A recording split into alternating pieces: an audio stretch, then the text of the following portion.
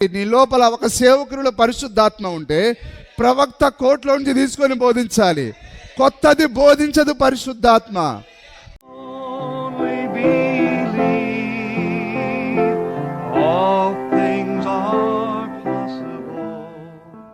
మనము ఆ నశించిపోయే వాటిపైన మనం నిరీక్షణ కలిగి లేము. ఈ రాత్రి మనం దేనిపైన నిరీక్షణ కలిగి ఉన్నాం? యేసుక్రీస్తు యొక్క రాకడ కొరకు కాదండి. యేసుక్రీస్తు మనకేదో డబ్బులు కట్టలిస్తాడని ఇక్కడికి వచ్చామా? ఆయనకి ఏదో ఈ భూమి పైన మనకు గొప్ప కట్టడాలు ఇస్తాడని మనం ఇక్కడికి రాలేదు. కానీ ఆయన తన రాజ్యంలో మనల్ని చేర్చుకోవాలని, హల్లెలూయా, తన మహిమ గృహానికి మనల్ని తీసుకొని పోవాలని ఆ ఒకే ఒక కోరికతో మనం ఇక్కడికి వచ్చాం. ఆ ఒక్క నిరీక్షణ గురించే మనం ఇక్కడికి వచ్చాం. నిజమేనా? హల్లెలూయా. ఒకవేళ నిజంగా ఆశ్రయం ఇచ్చేదైతే ఆయన మొదటి కాలంలోనే ఇచ్చేవాడు. ఆయన ఆ పామరుడైన పేతురికి ఆయన పెద్ద బిల్డింగ్ కట్టించేవాడు ఆయన. కానీ పౌలుకు ఆయన ఆ విధంగా ఇచ్చేవాడు ఆయన. కానీ దాని కొరకు కాదు వారు నమ్మింది. వారు నిత్య జీవం కొరకై యేసుక్రీస్తుని వెంబడించారు. హల్లెలూయా. మరి కానీ ఈరోజు చాలామంది డబ్బుల కొరకు దేవుని వెంబడిస్తున్నారు. ఈ తాత్కాలికమైన ఆశీర్వాదాల కొరకు యేసుక్రీస్తుని వెంబడిస్తున్నారు.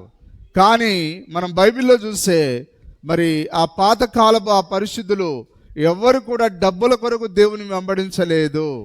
వారు కేవలం నిత్యజీవం కొరకు మాత్రమే యేసుక్రీస్తుని వెంబడించారు. ఒకవేళ డబ్బుల కొరకు వెంబడించింది అయితే పేతురు వల అమ్మాల్సిన అవసరత లేదు, తన పడవలను అమ్ముకోవాల్సిన అవసరత లేదు. హల్లెలూయా. వారు తమ చరస్థిర ఆస్తులను అమ్ముకోవాల్సిన అవసరత లేదు. అయితే వారు వెంబడించింది కేవలం నిత్యజీవం కొరకు. వారు ఏం పోగొట్టుకున్నామనేది వారికి బాగా తెలుసు. వారు పోగొట్టుకున్న దానిని యేసుక్రీస్తు ఇవ్వగలడని వారు నమ్మి ఉన్నారు. నిజమేనా? మరి కాబట్టి వారు యేసుక్రీస్తుని చాలా గట్టిగా పట్టుకున్నారు. ఈ రాత్రి మనం ఎందుకు వచ్చాము ఇక్కడికి? ఏదో 4 పాటలు పాడేదానికి మనం ఇక్కడికి రాలేదు. ఏదో మనం ఒకరినొకరు కలుసుకోవడానికి ఇక్కడికి రాలేదు. కానీ మనం ఏదైతే పోగొట్టుకున్నామో దాన్ని ఇవ్వగల ఆ యొక్క నిత్య జీవపు అధిపతి మన మధ్యలో ఉన్నాడని. హల్లెలూయా. అందుకొరకే మనం ఈ రాత్రి ఇక్కడికి కూడి వచ్చి ఉన్నాం. నిశ్చయంగా దేవుడు మరి మిమ్మల్ని దీవించునుగాక. మరి వాక్యము చాలా తేటగా మరి బైబిల్ గ్రంథంలో రాయబడి ఉన్నది. నిజమేనా అండి? కానీ మరి వాక్యం అనేది అందరికీ అర్థమయ్యేది కాదు. అది ఒకసారి మనం చూద్దాం. మార్క్స్ వార్త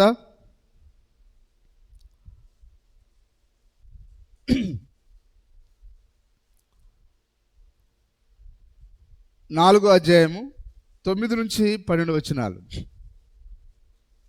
మార్క్స్ వార్త.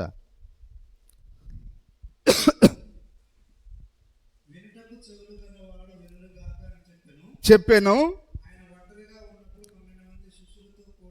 కూడా అది. ఇప్పుడు అందరూ వింటున్నారా? మరి యేసుక్రీస్తు తన వాక్యాన్ని ఆయన మరి ఉపమాన రీతిగా బోధించాడు. ఆయన అందరూ వాక్యాన్ని నమ్ముతారా? మరి బైబిల్ గ్రంథాన్ని నమ్ముతారా? కాబట్టి మనం వాక్యాన్ని నమ్మే విశ్వాసులమై ఉన్నాం. ఏదో గాలి మాటలు నమ్మేవారం కాదు. మనం వాక్యంలో ఏదైతే చెప్పబడుతున్నదో. హల్లెలూయా. కాబట్టి బైబిల్ అనేది అంత ఈజీగా అర్థమయ్యేది కాదు. మరి కొంతమందిని మనం అంటాం, అరే వాడు ఏ పట్టున అర్థం కాడురా, వాడు ఏ కొసాన అర్థం కాడు. హల్లెలూయా. అలాగనే దేవుడు కూడా నిన్ను మరి ఆయన అర్థం కాడు. ఆయన బైబిల్ అనేది ఏ మనిషికి అర్థమయ్యేటట్లుగా అది రాయబడలేదు. చదవడానికి అనర్గళంగా నువ్వు చదవచ్చు. నీకు డిగ్రీలు ఉండొచ్చు, పిహెచ్డీలు ఉండొచ్చు. నువ్వు చదవడానికి నీకు అనర్గళంగా చదివినట్టుగానే ఉంటుంది. కానీ నీకు అది ఏ పట్టున కూడా అది అర్థం కానే కాదు. హల్లెలూయా. ఏ కొసాన బైబిల్ అనేది అర్థం అయ్యేది కాదు. ఎందుకనగా దేవుడు ఆ యొక్క రాయబడిన వాక్యాన్ని ఆ యొక్క మరి తన యొక్క అర్థంతో రాశాడు. ఆయన నీవు చదువుతున్న అర్థంలో కాదు, నీవు అర్థం చేసుకునే కోణంలో రాయలేదు ఆయన. అందరూ వింటున్నారా? మనం చదువుతున్న కోణంలో దేవుడు దాన్ని రాయలేదు. కానీ దేవునికి ఒక ఆలోచన ఉన్నది.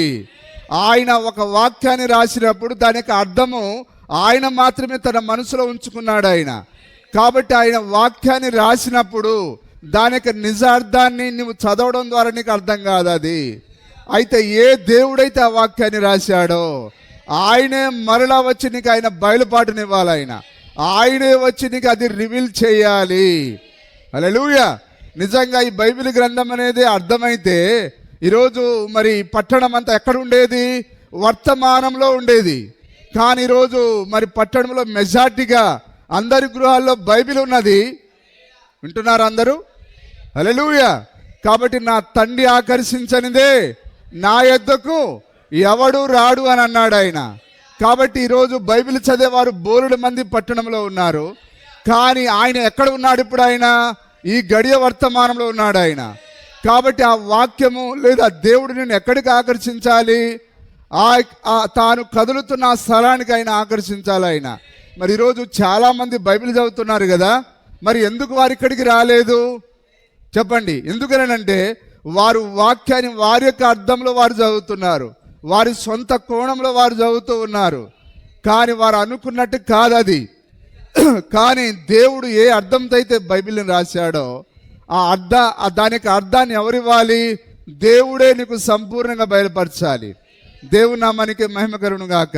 అందుకొరకే దేవుడు నేరుగా మరి బైబిల్ గ్రంథాన్ని ఆయన మనుషులకు చెప్పకుండా ఆయన ఉపమాన రీతిగా బోధించాడు ఆయన. హల్లెలూయా. అందుకొరకే శిష్యులు అడిగారు, ప్రభువా నీవు లోకానికి ఉపమాన రీతికి ఎందుకని బోధిస్తున్నావు? నిజమేనా? వారు అడిగారు ప్రభువును, ప్రభువా నీవు లోకానికి ఏమో అర్థం కాకుండా బోధిస్తున్నావు, మరి మాకేమో దానికి అర్థాన్ని బయలుపరుస్తున్నావు, మరి ఏమైంది నీకని వారు అడిగారు. అప్పుడు ఆయన అన్నాడు, ఆయన అంటున్న మాట ఇది, ప్రభువా నీకేమైంది, ఎందుకు అట్లా చేస్తున్నావని ఆ శిష్యులు అడిగినప్పుడు ఆయన ఈ మాటను చెప్తూ ఉన్నాడు. దేవుని నామానికి స్తుతి మహిమ కలుగును గాక. చూడండి, జాగ్రత్త చదవండి. అందుకైన నిజమేనా? దేవుని రాజ్యం అంటే ఏంటిది? నిత్య జీవమే ఆయన రాజ్యం. హల్లెలూయా. మరి నీవు నిత్య జీవానికి వెళ్ళాలంటే హల్లెలూయా ఇప్పుడు నీకు మర్మములు అర్థం కావాలి.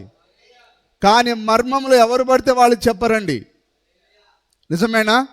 ఆ యొక్క పరలోక రాజ్య మర్మములు అవి మనకు అర్థం కావాలి. మరి ఆ యొక్క నెబుకద్నెజర్ కాలంలో లేదా బెల్షాసర్ కాలంలో చాలామంది మంత్రగాండ్రు ఉన్నారు, కల్దీలు ఉన్నారు, మరి ఆ యొక్క విద్యను నేర్చుకున్న వాళ్ళు చాలామంది ఉన్నారు. కానీ ఆ గోడ పైన రాసిన మెనే మెనే టెకెల్ ఉఫార్సిన్ అనే మాటను ఎవ్వరు కూడా అర్థం చెప్పలేకపోయారు. కారణం ఏదనగా దాన్ని రాసింది ఎవరు? హల్లెలూయా. వారు ఎంత విద్య వచ్చినా దాన్ని చదవలేరు. ఎందుకనగా అది దేవుని హస్తం రాసింది. ఏ దేవుడైతే తన సొంత హస్తంతో రాశాడో ఆ దేవుడే ఈ బైబిల్ గ్రంథాన్ని రాశాడు. హల్లెలూయా. ఆ రోజు దానియేలు వచ్చేంత వరకు ఆ గోడ పైన రాత ఎవరికి అర్థం కాలేదు. అలాగనే బైబిల్ గ్రంథంలో ఏం చెప్పబడిందో అది నీకు అర్థం కావాలంటే మరలా ఈ కాలానికి ఒక ప్రవక్త కావాలి. అందుకొరకే దేవుడు ఒక ప్రవక్తను పంపించాడు. నిజమేనా? హల్లెలూయా.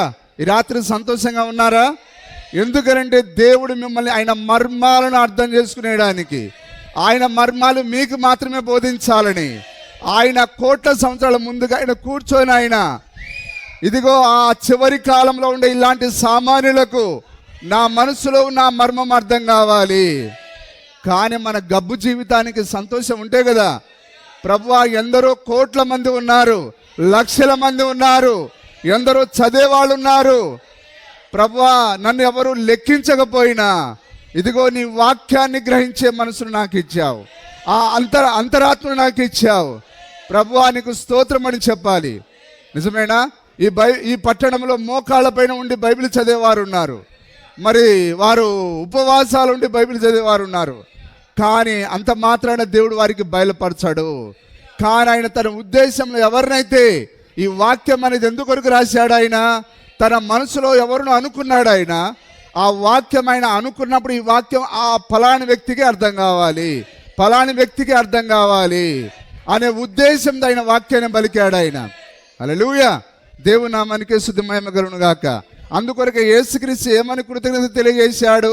ప్రభువా జ్ఞానులకు వివేకులకు ఈ సంగతుడు మరుగుపరిచి నేర్చుకునే పసిబాలురకు. ఎక్కడ నేర్చుకోవాలి? నీవు బైబిల్ ట్రైనింగ్లో కాదు, కళాశాలలో కాదు, నీవు పరిశుద్ధాత్మ దగ్గర నేర్చుకోవాలి. యేసుక్రీస్తు ఎందుకు కృతజ్ఞత తెలియజేస్తున్నాడు? ప్రభువా ఎవరైతే తమను తాము తగ్గించుకొని ఇదిగో నీ యొక్క ఆత్మ దగ్గరికి వస్తారో, ప్రభువా ఆ నేర్చుకునే వారి కొరకు.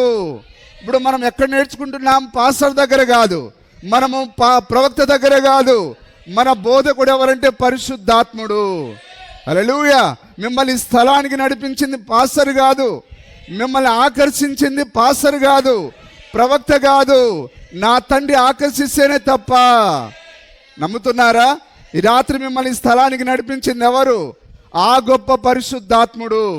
మీరు ఇక్కడికి రావాలని ఆయన ముందే, జగత్ పునాది వేయబడక ముందే ఆయన ఈ కూటాన్ని ముందే చూశాడు ఆయన. హల్లెలూయా. నిజంగా ఆయన ఒంటరిగా ఉన్నప్పుడు ఆయన మనస్సులో మనం ఉండడం నిజమైన ఎంత ధన్యులమండి. హల్లెలూయా. కాబట్టి మీరు ఈ రాత్రి సంతోషాన్ని వ్యక్తపరుస్తారా? ఎవరికి ఆ కోట్ల సంవత్సరాల ముందే తన మనస్సులో తలంచిన దేవునికి, దేవుని నామానికి మహిమ కలుగును గాక. కాబట్టి మర్మాలనేవి ఏదో నీకు బైబిల్ ఉంటే అర్థం కాదండి, ఏదో నువ్వు చదువుకుంటే అర్థమయ్యేది కాదు. ఇది చాలామంది ఏంటంటే వారి సొంత పుర్రెపైన ఆధారపడి చనిపోయి పాతాళానికి వెళ్తూ ఉన్నారు. మరి ఆ కాలపు ప్రవక్త యేసుక్రీస్తు ఆయన నిజమేనా? ఆయన ఆ ప్రవక్త ఏమన్నాడు? నీకున్నదంతా అమ్మి నన్ను వెంబడించమన్నాడు. కానీ అతడు ఆ కాలపు ప్రవక్తను నమ్మకుండా తన యొక్క సొంత జ్ఞానం పైన ఆధారపడ్డాడు, తన బోధకుల పైన ఆధారపడ్డాడు. కానీ ఆయన ఆ కాలపు ప్రవక్త పైన ఆధారపడాలి. ఎవరైనా యేసుక్రీస్తు ఆ కాలానికి పంపబడిన ప్రవక్త అయి ఉన్నాడు, ఆ కాలానికి పంపబడిన వర్తమానమై ఉన్నాడు. కాబట్టి దేవుడు ప్రతి కాలంలో వర్తమానం ఇస్తున్నాడు. ఆయన ప్రతి కాలపు వర్తమానమే పరిశుద్ధాత్మని మనకు బాగా తెలుసు. నీ కాలానికి ఇవ్వబడిన వర్తమానమే తెలుసా? వర్తమానం చదివారా? హల్లెలూయా. ఎంతమందికి తెలిసింది? నీ దినమునకి ఇవ్వబడిన వర్తమానమే పరిశుద్ధాత్మ. దేవుని నామానికి స్తుతి కలుగును గాక. హల్లెలూయా. కాబట్టి ఈ మర్మములు మరి తెలుసుకోవడానికి రాయబడిన ఆ వాక్యం అనేది అందరూ చదువుతారు.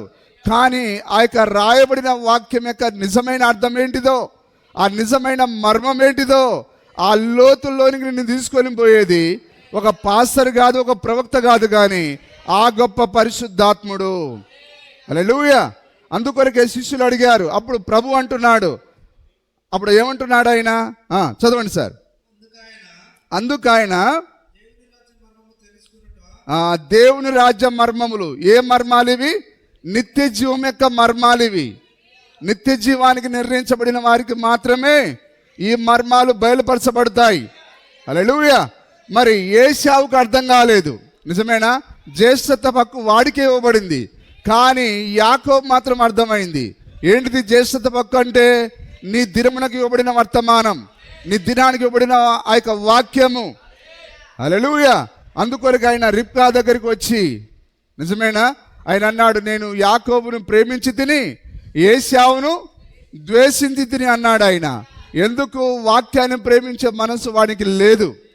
కానీ వాక్యాన్ని ప్రేమించే మనసు ఎవరికి ఉన్నది? యాకోబుకున్నది. అందుకొరకే దేవుడు ఇప్పుడు ఎవరిని చూస్తున్నాడు? ఆయన వాక్యాన్ని ప్రేమించే వారిని. అందుకొరకు ఏశావులను చూడట్లేడు ఆయన.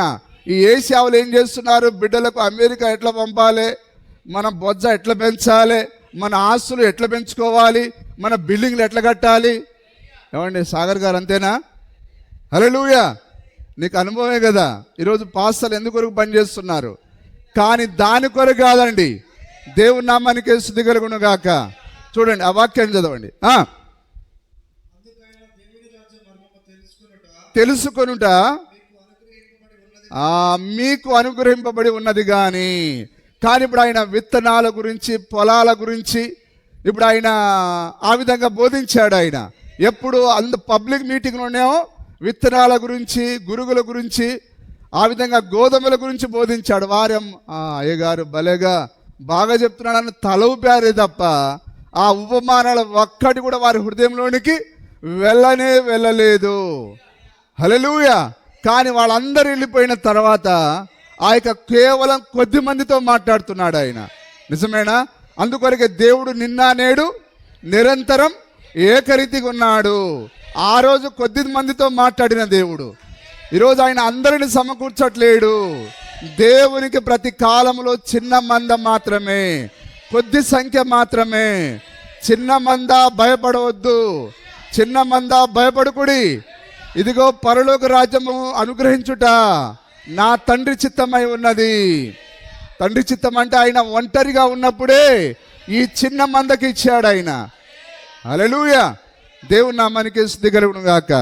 ఇప్పుడు ఆ కొద్ది మందితో మాట్లాడుతున్నాడు ఆయన. ఇప్పుడు ఆయన దయామయుడే కదా, మరి దయామయుడైన దేవుడు అందరికి ఎందుకు చెప్పలేదు? ఆయన చెప్పినా కానీ వారు ఆ వాక్యాన్ని పట్టుకోరు. కాబట్టి ఆయన ముందే తెలుసు, ఆదిలోనే అంతము నెరిగిన దేవుడు ఆయన. కాబట్టి వాక్యాన్ని ఎవరు పట్టుకుంటారు ఎవరు పట్టుకోరు అనేది ఆయనకు బాగా తెలుసు. అందుకొరకు ఆయన ఆ యొక్క సెలెక్టెడ్ పీపుల్కి ఆయన అందరు వెళ్ళిపోయిన తర్వాత ఆ కొద్ది మందితో మాట్లాడుతున్నాడు ఆయన. హల్లెలూయా. అందుకొరకు ఈరోజు బైబిల్ గ్రంథం అందరి చేతిలో ఉందా?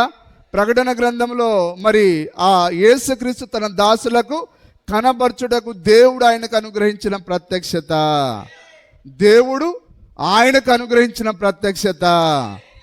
హల్లెలూయా, దేవుడు ఆయనకు అనుగ్రహించిన ప్రత్యక్షత. వధువున్నదా ఇక్కడ? దేవుడు అంటే ఆత్మ, ఆయన అంటే యేసుక్రీస్తు. హల్లెలూయా. మరి తండ్రి ఏది చేయట కుమారుడు చూచునో దానినే కానీ తనంతట తాను కాలం సంపూర్ణమైనప్పుడు మాత్రమే ఆయన శరీరధారిగా వచ్చాడు ఆయన. కాబట్టి ప్రకటన గ్రంథంలో ఉండే మర్మాలు బయలుపరిచే సమయం వచ్చినప్పుడే ఆ యొక్క తండ్రి తన కుమారుడికి ఆయన బయలుపరిచాడు ఆయన. ఆ కుమారుడు ఏం చేశాడు? తన దూతకు బయలుపరిచాడు ఆయన.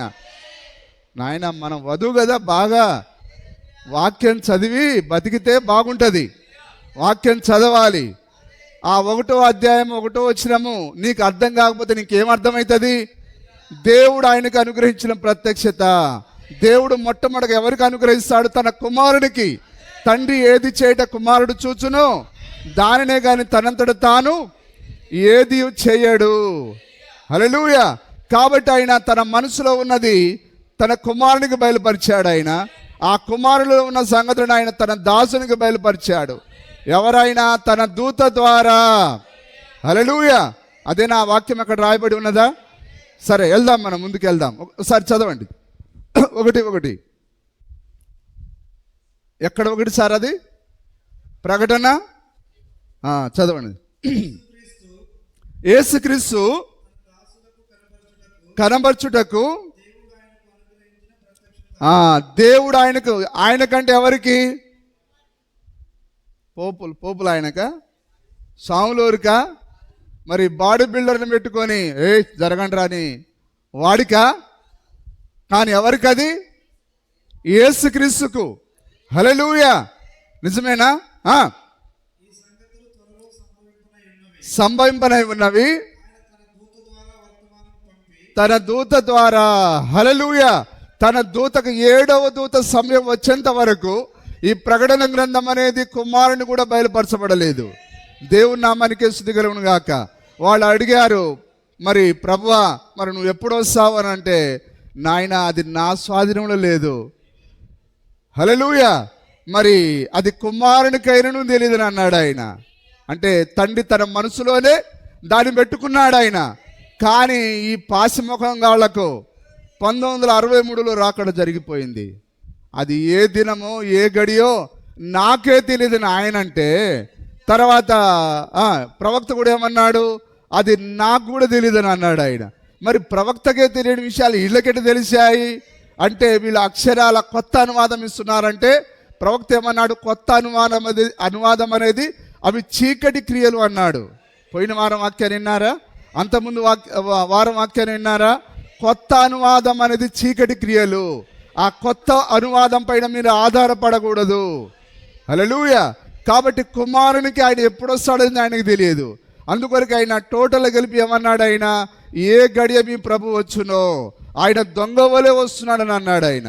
హల్లెలూయా. అందుకొరకు ఇప్పుడు ఆయన ఏం చేస్తున్నాడు? దాని సమయం వచ్చినప్పుడు ఆయన తన కుమారునికి బయలుపరిచి, ఇప్పుడు ఆయన కుమారుని ద్వారా, హల్లెలూయా. ఇప్పుడు ఆయన తన 7వ దూతకు లేదా మలాకి గ్రంథం నుండి ప్రవక్తకు ఆయన బయలుపరుస్తున్నాడు ఆయన. హల్లెలూయా. అందుకొరకే ఇప్పుడు పరిశుద్ధాత్మ కార్యాలు ఇవి. నిజమేనా? దేవుని కుమారులందరూ దేవుని చేత బోధించబడుదురని ఉంది. కాబట్టి 7వ దూతని మనకు బోధించింది ఎవరు? నీ పాసరు బోధిస్తే రాలేదు నువ్వు ఇక్కడికి, నీ తండ్రి నీకు బోధించాడు. ఇదిగో ఈ గడియ వర్తమానంలో నేను ఉన్నాను కుమారుడా అని ఆ తండ్రి బోధించాడు. కాబట్టి మనం ఈ స్థలంలో కూర్చొని ఉన్నాం. హల్లెలూయా. నిజమేనా? మీరు కాకులా పక్షిరాజులా? అర్థం చేసుకుంటున్నారా? పక్షిరాజుకి ఎక్కడెక్కడ ఉన్నాయి కళ్ళు? లోపడను వెలుపడను. దాని చుట్టూరా ఏమున్నాయి? కళ్ళున్నాయి. దానికి ప్రత్యక్షత ఉన్నది. అది ముందు చూడగలదు, వెనక్కి చూడగలదు. హల్లెలూయా. అది వర్తమానం చూడగలదు, అది భూతకాలను చూడగలదు, అది భవిష్యత్ కాలాన్ని చూడగలదు. ఎందుకనగా ఆ పరిశుద్ధాత్ముడే మన లోపల ఉన్నాడు. చదవండి సార్. తన దూత ద్వారా వర్తమానం పంపి, ఇప్పుడు అర్థమవుతుందా? మరి దేవుడు అంటే ఆత్మ, ఆయననే తండ్రి అన్నారు. ఇప్పుడు తండ్రిలో ఉన్నది ఎక్కడ కుమ్మరించబడింది? కుమారులో కుమ్మరించబడింది. నిజమేనా? కుమారులోది ఎవరికి వచ్చింది? ప్రవక్తకు వచ్చింది. చెప్పండి సార్. ప్రవక్తలోనిది ఎవరికి ఇచ్చాడు ఆయన? యోహానికి ఇచ్చాడు ఆయన. హల్లెలూయా. ఈ యోహాను ఎవరు చెప్పండి? యోహాను ఇక్కడే ఉన్నాడు.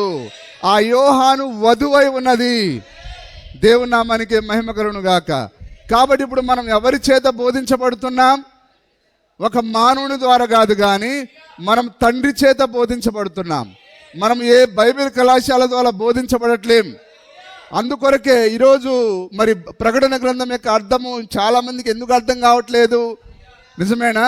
మళ్ళీ ఇక్కడి నుంచి స్టార్ట్ అవ్వాలి. విలియం బ్రెనామ్ నువ్వు చేర్చుకుంటే అప్పుడు కుమారుని చేర్చుకుంటావు, కుమారుని చేర్చుకుంటే తండ్రిని చేర్చుకుంటావు. కాబట్టి ఇప్పుడు మన దగ్గర ఎవరున్నారు? పరిశుద్ధాత్ముడే ఉన్నాడు. అందుకొరకే ప్రకటన గ్రంథం అంతా మనకు తేటగా కనబడుతూ ఉన్నది. ఇదిగో ఒక ద్వారం తెరవబడి ఉండేను, ఒక తలుపు తెరవబడి ఉండేను. ఏ తలుపు? అది నీ చర్చి తలుపు కాదు అది, కానీ ప్రకటన గ్రంథం యొక్క మర్మముల ద్వారము. అందుకొరకు ఈరోజు మనం తేటగా చూడగలుగుతున్నాం. హల్లెలూయా. అర్థం కాకపోయినా కానీ ఆమేనని చెప్తారా? అర్థం కాకపోయినా కానీ నేను చెప్పేది మాత్రం అర్థమయ్యే మాటలు. కానీ మీరు చేసుకోలేదంటే మీరు వధువు కాదండి. హల్లెలూయా. అయితే ఈ కార్యాలన్నీ దేవుడు మన కొరకే దాచిపెట్టాడు ఆయన. దేవుని నామానికి మహిమ కలుగును గాక. అంటే ఊరికే విలియం బ్రెనామ్ ఏదో ఆయన తనంతట తానుగా రాలేదు ఆయన. ఇప్పుడు మనం ప్రకటన గ్రంథంలో చూసామా? దేవుడు ఆయనకు అనుగ్రహించిన ప్రత్యక్షత, ఆయన యేసుక్రీస్తు తన ప్రవక్త ద్వారా తన దాసుని ద్వారా ఆయన ఎవరికి చూపించాడు? ఆయన యోహానుకు చూపించాడు ఆయన. ఆ యోహాను మనమే. నిజమేనా? చదవండి సార్. తన దూత ద్వారా వర్తమానం పంపి సూచించెను, దేవుని వాక్యమును గూర్చి సాక్ష్యమును గూర్చి తాను చూచినంత మటుకు సాక్ష్యం ఇచ్చెను. సమయము సమీపించినది గనుక. ఎప్పుడు సమయం సమీపించింది? హల్లెలూయా. అది 2000 సంవత్సరాల క్రితం కాదు, కానీ మరి విలియం బ్రెనాము ఆ యొక్క సేవలోనికి వచ్చినప్పుడు హల్లెలూయా సమయము సమీపించి ఉన్నది. అందుకొరకే విలియం బ్రెనామ్ ఏమన్నాడు? మనం మొనంత అంచులో ఉన్నామని అన్నాడు ఆయన. ఇప్పుడు మనం ఎత్తపడడానికి సిద్ధంగా ఉన్నామని అన్నాడు ఆయన. ఆయన ఏ గడియలోనే రావచ్చు అని అన్నాడు ఆయన. అందుకొరకే ఇప్పుడు ఈ విలియం బ్రెనామ్ యొక్క వర్తమానం మనం ఏం చేస్తున్నది? ఆ రాకడ కొరకై సిద్ధపరుస్తున్నది. ఆ యొక్క స్వరం ఏమని పలికింది? ఇదిగో పెళ్లి కుమారుడు, ఆయన ఎదుర్కొన రండి. పెళ్లి కుమారుడు ఎక్కడికి వస్తాడు? మధ్యాకాశానికి వస్తాడు. కాబట్టి ఈ వర్తమానం మనల్ని మేల్కొల్పు చేస్తూ ఉన్నది. ఆ యొక్క బుద్ధి లేని కన్యకలో నుంచి మనల్ని బుద్ధిగల కన్యకగా మారుస్తున్నది. హల్లెలూయా. దేవుని నామానికి మహిమ కలుగును గాక. ఇప్పుడు అర్థమవుతున్నదా? అందుకొరకు ఆయన మరి యేసుక్రీస్తు శరీరధారిగా ఉన్నప్పుడు అదే మాట్లాడి ఉన్నాడు ఆయన. ఈ మర్మములు వెలుపట ఉండే వారికి కాదు, కేవలం ఎన్నిక చేయబడిన వారికి. మనం ఎప్పుడు ఎన్నిక చేయబడ్డాం? జగత్ పునాది వేయబడక ముందే ఆయన ఆత్మగా తండ్రి స్థానంలో ఉన్నప్పుడే ఆయన తన యొక్క ఆలోచన మనం తలంచాడు ఆయన. హల్లెలూయా. అందుకొరకే మనం ప్రకటన గ్రంథాన్ని ఇక్కడ కాదు మనం ప్రేమించింది, ఆ తండ్రి ఆ వాక్యాన్ని రాస్తున్నప్పుడే యోబుతో అన్నాడు ఆయన. యోబు భూమికి పునాదులు వేస్తున్నప్పుడు, ఇదిగో ఆ దేవుని కుమారులు కేరింతలు వేసినప్పుడు, ఆ దేవుని కుమారులు పాటలు పాడినప్పుడు నీవెక్కడ ఉన్నావు? హల్లెలూయా. మనం అప్పుడు ఉన్నాం అక్కడ. ఈ ప్రకటన గ్రంథం ఎప్పుడు ఆలోచన చేశాడు ఆయన? ఈ భూమికి పునాది వేయబడక ముందే. అప్పుడే మనం పాటలు పాడి ఉన్నాం. హల్లెలూయా. ఏ పాట అది? కొత్త పాట పాడి నిన్నారాధించేదాను, క్రొత్త పాట పాడి యేసయ్యా.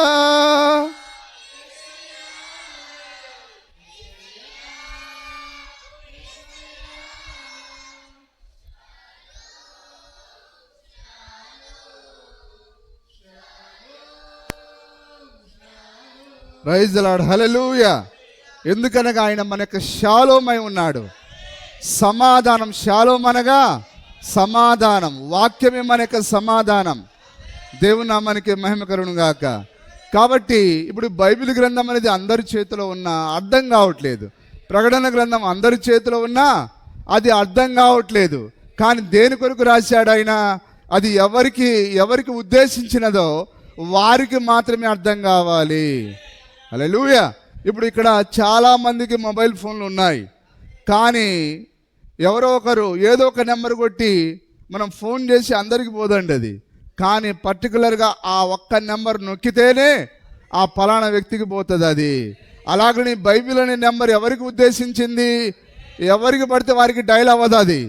కానీ ఆయన ఎవరిని ఉద్దేశించి దీన్ని రాశాడో వారికి మాత్రమే, వారి హృదయంలో మాత్రమే వెలుగుతుంది అది. ఇది మనను వెలిగించిన వాక్యం. హల్లెలూయా. దేవుని నామానికి స్తుతి కలుగును గాక. ఓకే, చూడండి. అందుకొరకే ఈరోజు ప్రకటన గ్రంథం అనేది ఈరోజు ఎవ్వరు కూడా అర్థం కావట్లేదు. నిజమేనా? మిమ్మల్ని చేర్చుకున్నవాడు నన్ను చేర్చుకున్నవాడగను, నన్ను చేర్చుకున్నవాడు నన్ను పంపిన తండ్రిని చేర్చుకున్నవాడగను. హల్లెలూయా. సరే, మనం ఇక్కడికి వెళ్దాం. మార్క్స్ వార్త 4:33. అందుకైన మీకు అనుగ్రహింపబడి ఉన్నది కానీ వెలుపట నుండి వారు. హల్లెలూయా. మరి గొర్రెపిల్ల జీవ గ్రంథంలో ఎవరి పేరైతే గొర్రెపిల్ల జీవ గ్రంథంలో రాయబడిందో వారు మాత్రమే వెలుపట, లేకపోతే లోపల వెలుపట. నిజమేనా? వెలుపట అని అంటున్నాడు ఆయన. ఇప్పుడు మనం ఎవరం? లోపల ముద్రించబడిన వారం. వెలుపల నుండి వారు దేవుని వైపు తిరిగి పాపక్షమాపణ పొందుదురని అందరు ఉంటున్నారా? హల్లెలూయా. వెలుపట నుండి వారు దేవుని వైపు తిరిగి. ఈరోజు చాలా శాఖలు ఉన్నాయి. నిజమేనా? మన పట్టణంలో చాలా శాఖలు ఉన్నాయి, మన జిల్లాలో చాలా శాఖలు ఉన్నాయి. హల్లెలూయా. మరి కానీ ఇంకా వారికి పాపక్షమాపణ జరగలేదు. నిజమే, గట్టిగా చెప్తారా? పాపక్షమాపణ సంఘ శాఖలు జరిగిందా? ఎందుకు జరగలేదు? వారికి నామం అనేది బయలుపరచబడలేదు. నామములోనే పాపక్షమాపణ ఉన్నది. నిజమేనా? ఆయనందు విశ్వాసం ఉంచువాడెవడో వాడు ఆయన నామమూలముగా. ఏంటిది ఆ నామము? ప్రభు అయిన యేసుక్రీస్తు. ఆయనందు విశ్వాసం ఉంచేవాడు ఏ నామాన్ని బట్టి పాపక్షమాపణ పొందుతాడు? యేసుక్రీస్తు నామాన్ని బట్టి. ఆ అపోస్తల కార్యం 10:43 అదే చెప్పబడిందా?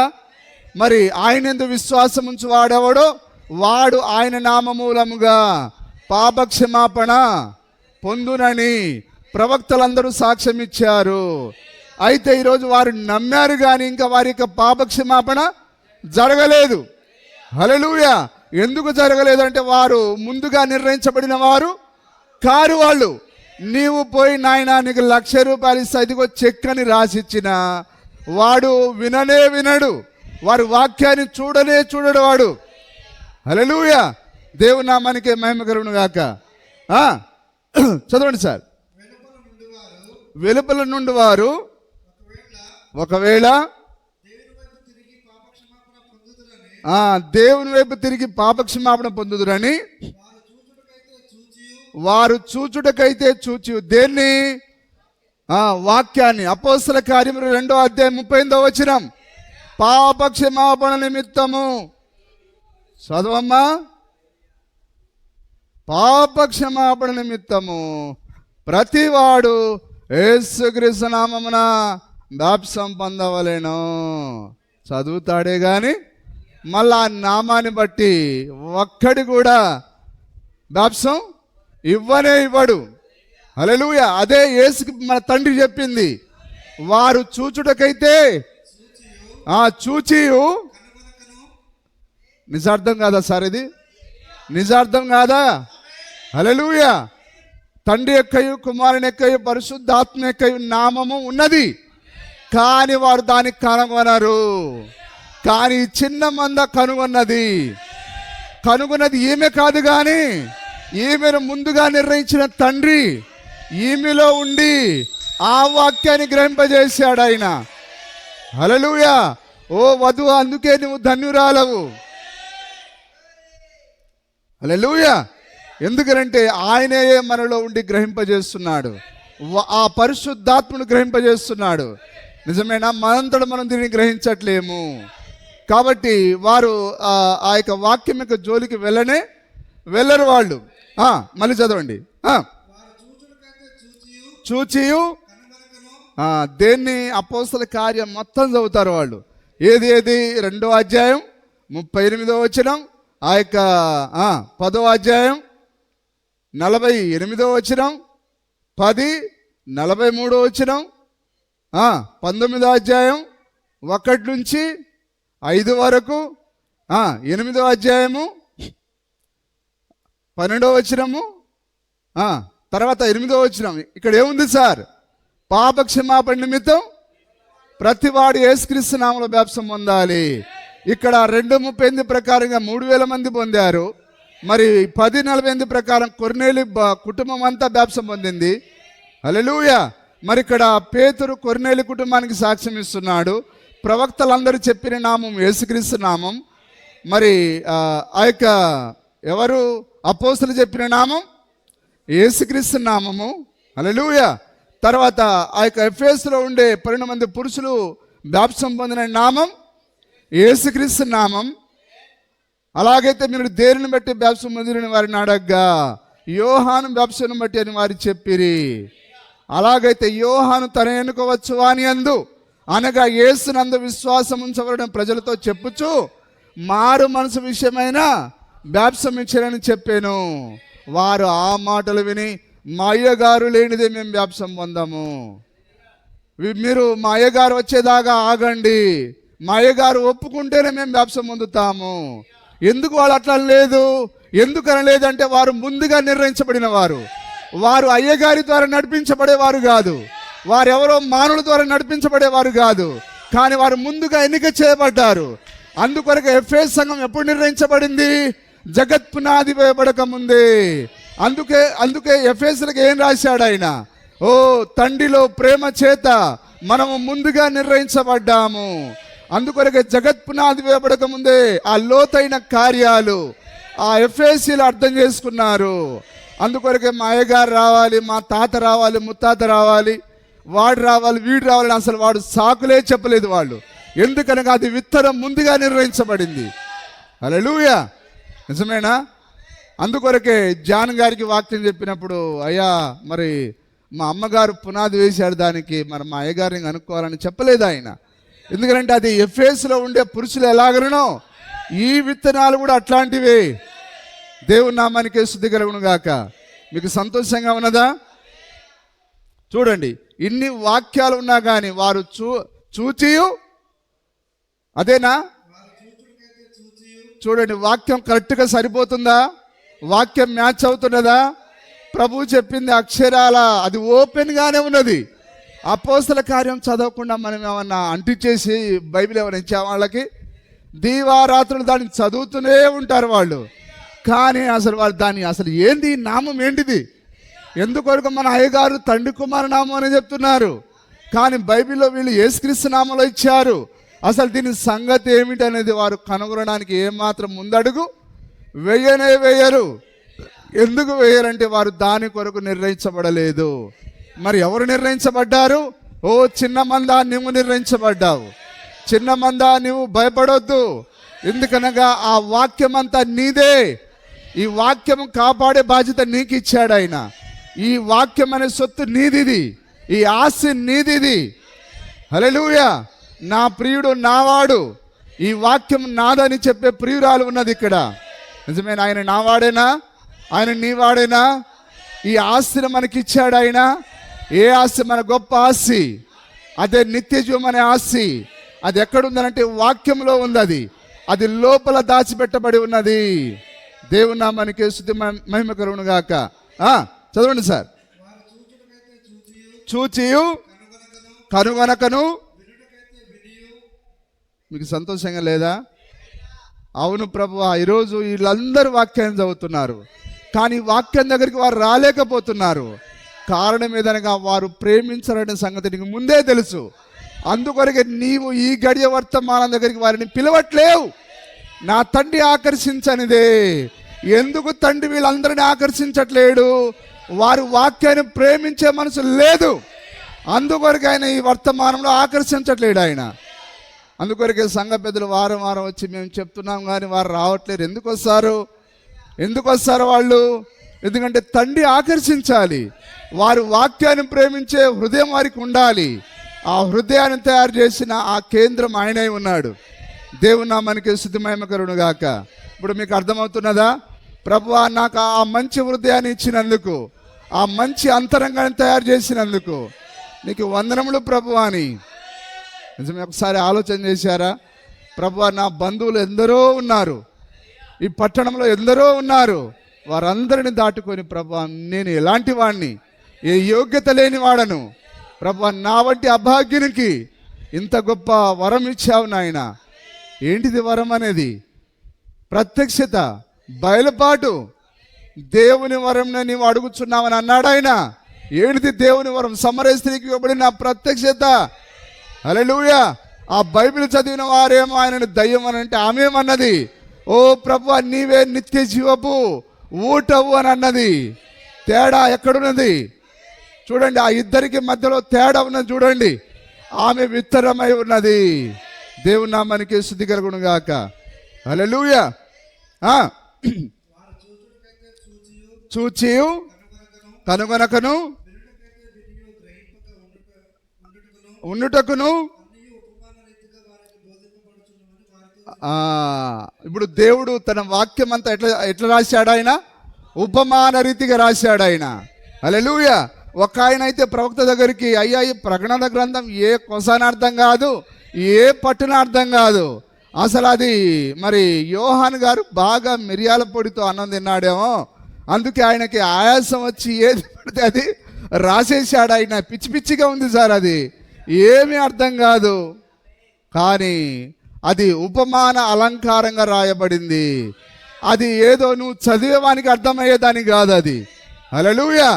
కాబట్టి దేవుడు మరి ఎవరైతే ఎన్నుకున్నాడో వారికి మాత్రమే ఇది. నిజమేనా? దేవుని నామానికి మహిమ కలుగును గాక. చదవండి. వారితో చెప్పాను, ఈ ఉపమానం మీకు తెలియలేదా? అలాగైతే ఈ ఉపమానంలోని మీకు ఎలాగూ తెలియను. ఎట్లా తెలుసాయి సార్? ఆయనే మరలా బోధించాలి. ఏ దేవుడైతే ఆ వాక్యాన్ని రాశాడో మరలా ఆయనే వచ్చి బయలుపరచాలి. హల్లెలూయా. ఇప్పుడు మీకు ఒక్కొక్క కార్యాన్ని నేను చెప్పాలనుకుంటున్నాను. ఇప్పుడు చాలామంది దయ్యాలు, అంటే మనిషి రూపంలో ఉన్న దయ్యాలు, మరి ప్రాముఖ్యంగా 1963 రాకడని చెప్పే దయ్యాలు, ప్రవక్త పరిచర్య అయిపోయింది. ఇప్పుడు కొత్త పరిచర్య, పరిశుద్ధాత్మ పరిచర్య. పరిశుద్ధాత్మ వచ్చి పిచ్చి పిచ్చిగా ఏది పడితే అది చెప్తుందా? నిజమేనా? ఇప్పుడు ఆ యొక్క మోసే యేసుక్రీస్తుకు సాదృశ్యమై ఉన్నాడు. ఆ యొక్క మోసే ఎక్కడి వరకు నడిపించాడు? యోర్దాను వరకు నడిపించాడు. హల్లెలూయా. అలాగని యేసుక్రీస్తు ఎక్కడి వరకు? ఆ మరణం వరకు వెళ్ళాడు ఆయన. కానీ ఆవలి గట్టుకు ఎవరు నడిపించేది? పరిశుద్ధాత్మ. 2 పరిచర్యలు ఉన్నాయి. మోసే పరిచర్య ఉన్నది, యెహోషువ పరిచర్య ఉన్నది. హల్లెలూయా. మనని ఆ యొక్క కల్వరి వరకు నడిపించింది యేసుక్రీస్తు, కానీ ఆవలి గట్టుకు నడిపించేది యేసుక్రీస్తు కాదు, కానీ ఆ యొక్క పరిశుద్ధాత్ముడై ఉన్నాడు. అందుకొరకు అవన్నీ ముంగుర్తుగా అవి ఉంచబడి ఉన్నది. మరి అయినా కానీ మరి యెహోషువ వచ్చిన తర్వాత ఇక మోసే కాలం అయిపోయింది. ఇప్పుడు నేను చూడు ఏది పడితే అది నా స్టైల్ ఇది అని చెప్పలేదు. కానీ మోసే ఏమన్నాడు? ఇదిగో నేను బోధించిన ధర్మశాస్త్రంలో నుంచి కుడికి కానీ ఎడమ కానీ తొలిపోకూడదు. హల్లెలూయా. యేసుక్రీస్తు అదే చెప్పాడు. ఆయన తనంతట తాను ఏమి బోధింపగా నా వాటిలోని తీసుకొని బోధించును. మోసే ఏది బోధించాడో యెహోషువ అదే బోధించాడు. యేసుక్రీస్తు ఏది బోధించాడో పరిశుద్ధాత్మ అదే బోధించాడు. హల్లెలూయా. ఆ పెంతెకోస్తు పండుగ దినాన వచ్చిన ఆ పరిశుద్ధాత్మ యేసుక్రీస్తు చెప్పిన దాంట్లోనే తీసుకున్నాడు ఆయన. నిజమేనా? అలాగనే ఇప్పుడు పరిశుద్ధాత్మ ఎందుకున్నాడు? విలియం బ్రెన్హామ్ ఏది బోధించాడో అందులోనికి నడిపించేదానికి. అందుకొరకే విలియం బ్రెన్హామ్ ఆకాశాన్ని భూమిని సాక్షిగా పెట్టాడు ఆయన. ఓ కొత్త అనువాదం కొరకు ఎదురు చూడొద్దు. ఈ టేపులో చెప్పబడిందే చెప్పండి, ఈ టేపులోనిదే పాటించండి. భ్రష్టులారా రండి, సవాల్ కూర్చున్నాం వర్తమానంతో. ఎక్కడో మూలలో ఉండి అదైపోయింది ఇదైపోయింది అట్లా లేదు సార్. పరిశుద్ధాత్మ మళ్ళీ నిన్ను వర్తమానంలోనికే తీసుకుని వెళ్తాడు. ఎందుకనగా ఈ వర్తమానం యేసుక్రీస్తు అయి ఉన్నాడు. ఆ యొక్క పరిశుద్ధాత్మ మరల నిన్ను ఎక్కడికి నడిపించాలి? యేసుక్రీస్తు దగ్గరికి. నిజమైన ఆయన తనంతట తాను ఏమీ బోధింపక నా వాటిలో తీసుకొని. కాబట్టి నీ లోపల ఒక సేవకునిలో పరిశుద్ధాత్మ ఉంటే ప్రవక్త కోట్లో నుంచి తీసుకొని బోధించాలి. కొత్తది బోధించదు పరిశుద్ధాత్మ. అందుకే సహోదరులారా, దయచేసి మీ కాపరిని గౌరవించండి. ఎందుకు ఆ బలమంతా పోయేందుకు నేను మొత్తుకుంటున్నాను, ఎందుకు అరుస్తున్నాను? కొత్త అనువాదం మనకొద్దు. టేపులో ప్రవక్త ఏం చెప్పాడు అదే మనకు కావాలి. పరిశుద్ధాత్మ కొత్త అనువాదంతో రాడు. యేసుక్రీస్తు ఏం చెప్పాడు? ఆయన తనంతట తాను కొత్త విషయాలు తీసుకొని రాడు, నా వాటిలోనివే. ఇప్పుడు పెంతెకోస్తు పండుగ దినాన పరిశుద్ధాత్మ పొందుకున్న పేతురు కొత్త అనువాదం తెచ్చాడా? తండ్రి ఎక్కయు కుమారుని ఎక్కయు పరిశుద్ధాత్మ ఎక్కయు నామం ఏంటితో బయలుపరిచింది ఎవరు? పరిశుద్ధాత్మను బయలుపరిచాడు. హల్లెలూయా. అలాగనే ఈరోజు సేవకులు పరిశుద్ధాత్మ ఉంటే మళ్ళీ ఎక్కడికి నడిపించాలి? ప్రవక్త యొక్క వర్తమానం దగ్గర నడిపించాలి. నిజమేనా? ఎక్కడున్నాం ఇప్పుడు మనం? మరియు తెలియలేదా? అలాగైతే ఎలాగూ తెలియన నేను విత్తుచున్నాడు. సరే, ఇప్పుడు మనం అందులోనికి వెళ్ళట్లేదు, కానీ కీర్తన గ్రంథము 78వ అధ్యాయం 1-2 వచనాలు. అందరూ వాక్యం అర్థం చేసుకుంటున్నారా? కీర్తన గ్రంథం 78వ అధ్యాయం 1-2 వచనాలు. నా జనులారా నా బోధకు చెవియొగ్గుడి, నా నోటి మాటలకు చెవియొగ్గుడి. ఇప్పుడు ఎవరు మాట్లాడేది? యెహోవా దేవుడు. 78వ కీర్తన. మరి దావీదు కాలంలో ఉన్న దేవుడు ఎవరు చెప్పండి? యెహోవా దేవుడు. ఇప్పుడు ఆయనే మాట్లాడుతున్నాడు. నా జనులారా నా నోరు తెరిచి ఉపమాన రీతిగా. కానీ ఏ రోజన్నా యెహోవా దేవుడు ఉపమాన రీతిగా మాట్లాడా? కానీ ఈరోజు సంఘ శాఖలు తండ్రి అయిన దేవుడు పైన ఉండిపోయాడని చెప్తున్నా ఈ యొక్క అంధ బోధకులు. హల్లెలూయా. కానీ ఆ యొక్క కీర్తన గ్రంథం ఒక్క వాక్యం చాలు నీకు. మనిషికి ఒక మాట, గొడ్డుకొక దెబ్బ అన్నారు. నిజమేనా? హల్లెలూయా. ఇప్పుడు ఆ 78వ కీర్తనలో ఆ ఉపమాన రీతిగా నేను మాట్లాడతానని చెప్పాడు ఆయన. కానీ ఇప్పుడు ఆయన యేసుక్రీస్తుగా వచ్చి ఇప్పుడు ఆయన ఉపమాన రీతిగా ఆయనే బోధించాడు. అంటే ఇప్పుడు దేవుడు ఒక్కడేనా అర్థమవుతుందా? ఏ దేవుడైతే నేను ఉపమాన రీతిగా వచ్చి మాట్లాడతానని చెప్పాడో ఆయన మాటకు, తన మాటకు ఆయన తాను కట్టుబడి ఉంటాడు. ఆయన భూమి ఆకాశములు గతించును కానీ నా మాటలు ఎంత మాత్రం గతించమని చెప్పాడు ఆయన. కాబట్టి ఆ కీర్తన గ్రంథంలో మాట్లాడిన ఆ గొప్ప యెహోవా దేవుడే ఇప్పుడు ఆయన శరీరధారిగా దిగి వచ్చి ఆయన తన జనులతో ఆయన ఎట్లా మాట్లాడుతున్నాడు? ఉపమాన రీతిగా మాట్లాడుతున్నాడు. మీరు కూడా మొద్దులేనా? కాదు, వధువే కదా. హల్లెలూయా. ఏ దేవుడైతే ఉపమాన రీతిగా మాట్లాడుతా అన్నాడో ఆయన ఇప్పుడు తన ప్రజలతో ఉపమాన రీతిగా మాట్లాడుతున్నాడు. ఆయన ఆ యొక్క పాత నిబంధనలోని యెహోవాయే కొత్త నిబంధనలోని యేసుక్రీస్తు అయి ఉన్నాడు. ఒకవేళ నువ్వు ఒక దేవుని కంటే ఎక్కువ దేవుని కలిగి ఉంటే నువ్వు ఒక వ్యభిచారివి. హల్లెలూయా. అందుకొరకే ఈ త్రియేక దేవుడిని నమ్మే వారిని ఏమన్నాడు ఆయన? అది వేశ్య, అది వేశ్యలకు తల్లి, అది కూడా తనలాంటి బిడ్డలనే కన్నది. అది తల్లి ఎట్టిదో బిడ్డ అయిన అట్టిదే అని బైబిల్ గ్రంథంలో చెప్పబడింది. కానీ ఒక పురుషునికి ఎంతమంది భార్యలు ఉండాలి? ఒక్కతే భార్య ఉండాలి. ఒక స్త్రీకి ఎంతమంది భర్తలు ఉండాలి? అలాగని వధువుకు ఒక్కడే ప్రియుడు, ఆయనే ప్రభువైన యేసుక్రీస్తు, ఆయనే యెహోవా అయి ఉన్నాడు. కానీ ఇప్పుడు అట్లా నమ్మాలంటే నువ్వు ఎంతైనా గుడిని ఒక ఆయనతో 12 గంటలు నాన్ స్టాప్గా మాట్లాడినాం. చివరికి వాడు తెలిసింది అంతే రాయబడి ఉంటుంది సార్, నేను నమ్మను అన్నాడు. ఓరే సన్యాసి, 12 గంటలు కూర్చోబెట్టి ఏందిరా ఇదని అంటే మేము అంతే అని అన్నాడు. సరే, అది అనుభవం. అది ఇట్లాంటి వాళ్ళు తగులుతారనేది అది అనుభవం ఉన్నది. దేవుని నామానికి స్తుతి మహిమ కలుగును గాక. ఆయన ఒక్కడేనని ఎన్నో రుజువులు ఆధారాలు వారు చదువుతున్నారు, కానీ వారు ఒక్కడేనని నమ్మేదానికి ముందుకు రావట్లేరు. కారణం ఏదనగా వారు ముందుగా నిర్ణయించబడిన వారు కారు వాళ్ళు. నిజమేనా? హల్లెలూయా. చెవియొగ్గుడి చెవియొగ్గుడి ఉపమానం చెప్పేదను, తెలియజెప్పేదను,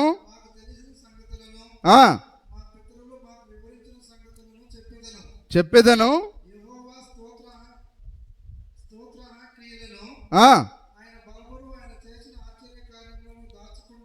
దాచకుండా దేవుని నామానికి స్తుతి కలుగును గాక. సరే, ఇంకొక మాట మనం చూద్దాం. 4వ అధ్యాయము మార్కు సువార్త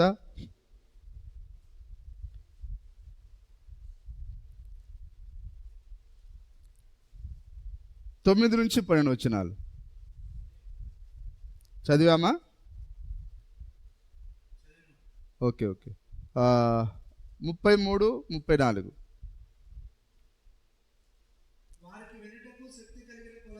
శక్తి కలిగిన కొలది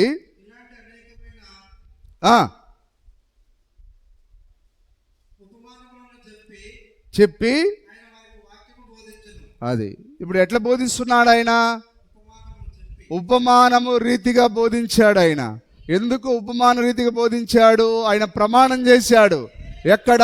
ఆ కీర్తన గ్రంథంలో ప్రమాణం చేశాడు, ఆ పాత నిబంధనలో ప్రమాణం చేశాడు ఆయన. అందుకొరకు ఆయన శరీరధారిగా వచ్చి ఉపమాన రీతిగా బోధిస్తున్నాడు.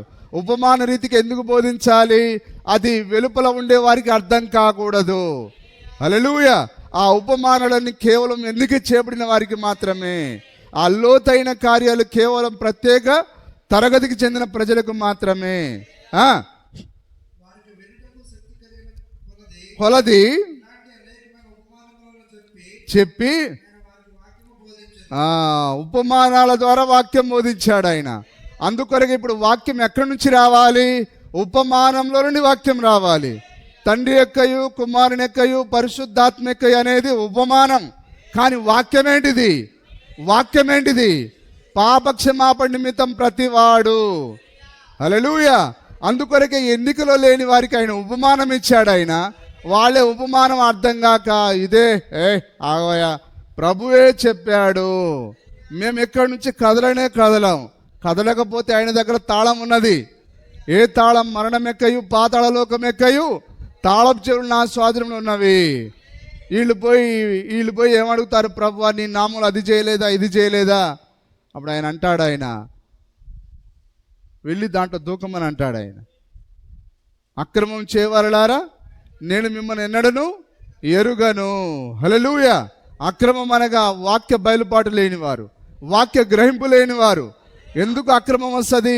విశ్వాసం లేకుండా దేవునికి ఇష్టడై ఉండుట అసాధ్యం. వారికి ఎందుకు ప్రత్యక్షత లేదు?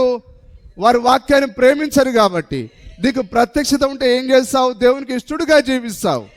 హల్లెలూయా, దేవుని నామానికి మహిమ కలుగును గాక. నిజమేనా అండి? ఉపమానం లేక బోధింపలేదు కానీ, మళ్ళీ చదవండి సార్ ఆ మాటను. కొలది చెప్పి బోధించెను. ఉపమానం లేకుండా ఆయన ఏది బోధించడు ఆయన. హల్లెలూయా. అందుకొరకే ఈరోజు వెలుపల నుండేవారు ఒక్క వాక్యం కూడా అర్థం చేసుకోలేకపోతున్నారు. అందుకొరకే ఆ ప్రభురాత్రి భోజనాన్ని వారు రాత్రి చేయలేకపోతున్నారు. ఒకరి పాదాల వరకు కడగలేకపోతున్నారు. స్త్రీలు ప్రసంగించకూడదంటే అది వారికి అర్థం కావట్లేదు. ఎందుకంటే ఆయన ప్రతిదీ ఉపమాన రీతిగా బోధించాడు ఆయన. అందుకొరకు ఈరోజు లోకానికి అసలు బైబిల్ అర్థం కానే కావట్లేదు. వారు 1,00,000 సార్లు చదవని, 1,00,00,000 సార్లు చదవని, కానీ అది వారి కొరకు ఉద్దేశించినది కాదు. వాక్యం అనేది అది కేవలం ఎన్నిక చేయబడిన వారికి. నిజమేనా? బోధింపలేదు కానీ ఒంటరిగా ఉన్నప్పుడు. నిజమేనా? ఇప్పుడు ఆయన తన వధువుతో ఇప్పుడు ఆయన వధువును బయటికి లాగి ఇప్పుడు తన వధువుకి ఆయన తన మనసులో ఉన్నదంతా బోధిస్తున్నాడు. ఆయన అందరు ఉన్నప్పుడు బోధించట్లేడు ఆయన. కానీ అందుకొరకు ఆయన నా ప్రజలారా దాని పాపంలో పాలివారు కాకున్నట్లు దాన్ని విడిచి బయటికి రండి. అందుకొరకు ఆయన మనల్ని ఒక స్థలంలో సమకూర్చి ఆయన తన మనసులో ఉన్న ఆ మర్మాలను బయలుపరుస్తున్నాడు. తాను మాట్లాడిన ప్రతి ఉపమాన రీతిని మనకు ఆయన బయలుపరుస్తున్నాడు ఆయన. హల్లెలూయా. బోధింపలేదు కానీ ఒంటరిగా ఉన్నప్పుడు తన శిష్యులకు అన్నిటినీ విశదపరిచెను, బయలుపరిచాడు ఆయన. వాటికి అర్థాన్ని చెప్పాడు ఆయన. నిజమైన శిష్యులంటే ఎవరు? ఆయన ఎన్నుకున్నవారు. నేను మిమ్మల్ని ఎన్నుకోలేదా, ఏర్పరచుకునలేదా అన్నాడు ఆయన. అంటే ఎవరికి అది? అందరి కాదు, అది కేవలము ఎన్నిక చేయబడిన వారికి, తన శిష్యులకు మాత్రమే. హల్లెలూయా. ఇప్పుడు మీరు కూడా ఎన్నిక చేయబడిన వారేనా? అందుకొరకే ఈ రాత్రి ప్రకటన గ్రంథం నుండే మర్మాలను ఆయన మనకే ఇచ్చాడు ఆయన. ఆ బైబిల్ గ్రంథం ఉండే ప్రతి మర్మం మనకే ఇచ్చాడు ఆయన. కేవలం ఎన్నికలో ఉన్న వారికి, శిష్యులకు మాత్రమే బయలుపరిచాడు ఆయన.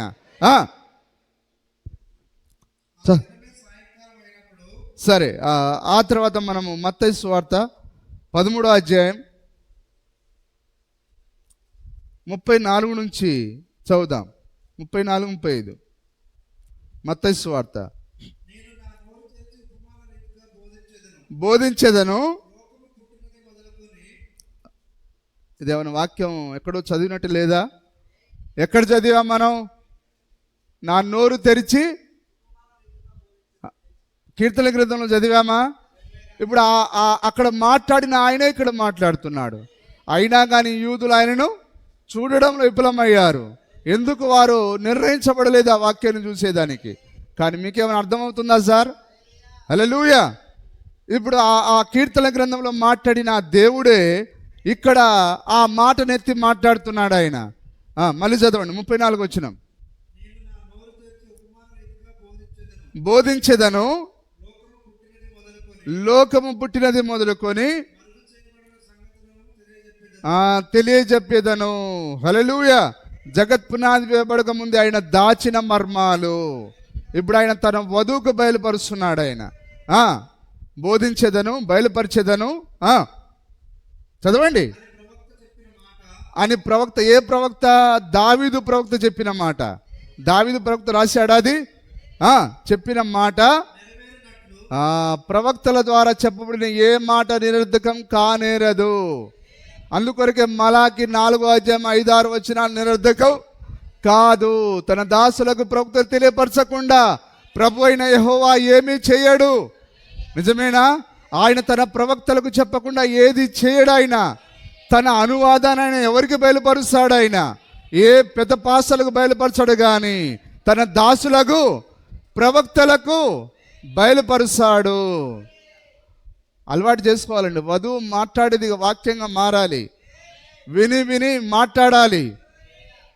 పాస్టర్ నోట్లో నుంచి వస్తున్నదంటే ఆ వాక్యం ఎక్కడున్నదో వెంటనే దానికి కనెక్ట్ అవ్వాలి. హల్లెలూయా. ఇప్పుడు మనం కరెక్ట్ దేనికి అవుతామనంటే బంధువులు ఎవరైనా ఫోన్ చేస్తే గుర్తుపడతాం, వాళ్ళతో కనెక్ట్ అవుతాం. ఇంటరాక్షన్ ఎవరితో ఉంటుందంటే బంధువులతో. కానీ ఇప్పుడు ఎవరితో ఇంటరాక్టివ్ ఉండాలి? వాక్యంతో, నీ ప్రియునితో, నీ కొరకు ప్రాణం పెట్టిన ఆ ప్రియునితో నువ్వు ఎల్లప్పుడూ కనెక్టింగ్ కలిగి ఉండాలి. నిజమేనా? చదవండి. నెరవేరునట్లు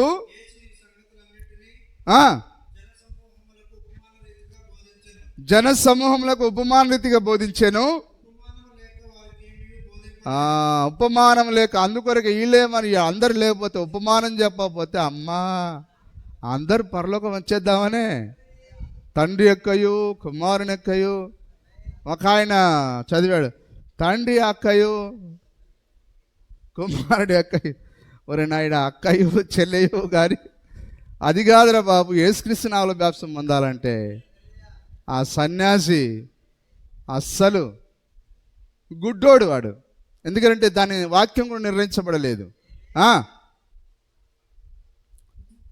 చదవండి.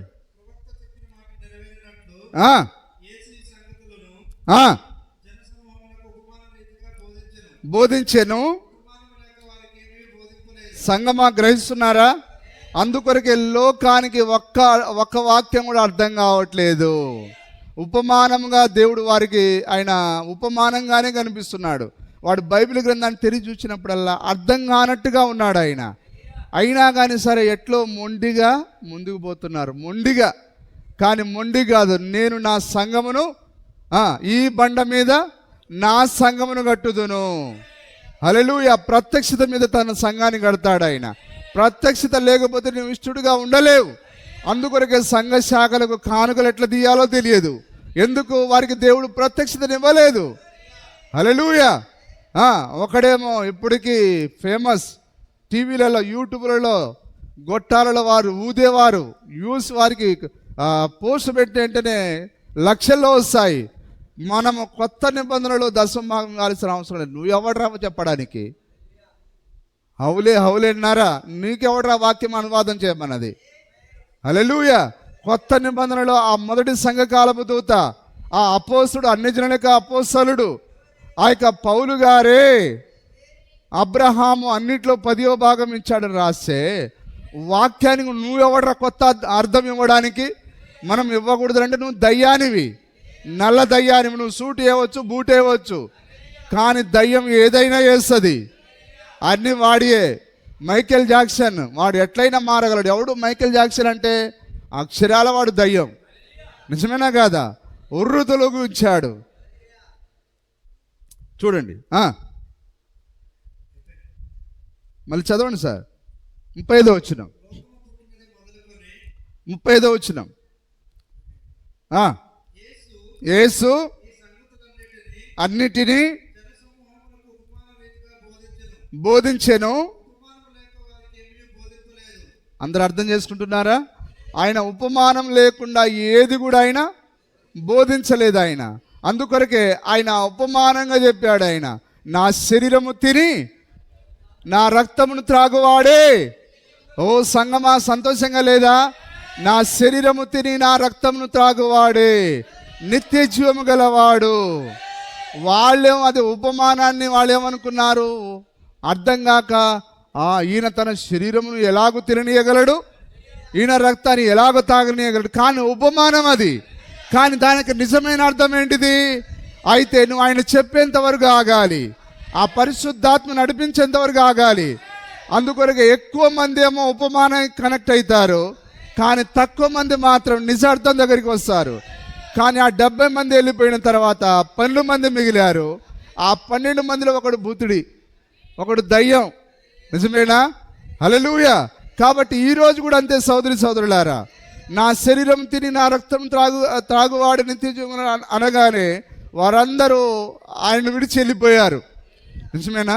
ఈరోజు వీళ్ళంతే 70 మంది వీళ్ళు. ఈరోజు ఈ వర్తమానంలో లేని వారందరూ యేసుక్రీస్తు దగ్గర ఉన్నామని అనుకుంటున్నారు వాళ్ళు, కానీ లేరండి. ఉన్నారా? లేరు. వాళ్ళు వర్తమానంలో ఉంటేనే నువ్వు యేసుక్రీస్తు దగ్గర ఉన్నట్టు. హల్లెలూయా. కానీ వాళ్ళు ఏమనుకున్నారంటే యేసు ప్రభు లేకపోతే మనకు యెహోవా దేవుడు లేడా అని మళ్ళీ పోయి ఎక్కడికి పోయారు? వాళ్ళు ఏ శాఖ నుంచి అయితే బయటికి వచ్చారో మరలా అదే శాఖలో వాళ్ళు కొనసాగారు. కానీ ఇప్పుడు వాళ్ళకి ఒక ధైర్యం ఉందా? మనకు యెహోవా దేవుడు ఉన్నాడని అనుకున్నారు. కానీ ఆ యెహోవా దేవుడే ఇక్కడ ఉన్నాడు. నా శరీరం తినమని చెప్పింది ఆ యెహోవా దేవుడు, నా రక్తాన్ని త్రాగమని చెప్పింది ఆ యెహోవా దేవుడు. ఏమైనా అర్థమవుతున్నాయా సార్? ఈరోజు చూడండి, చాలా అద్భుతమైన వాక్యం ఇది. హల్లెలూయా. అన్నిటినీ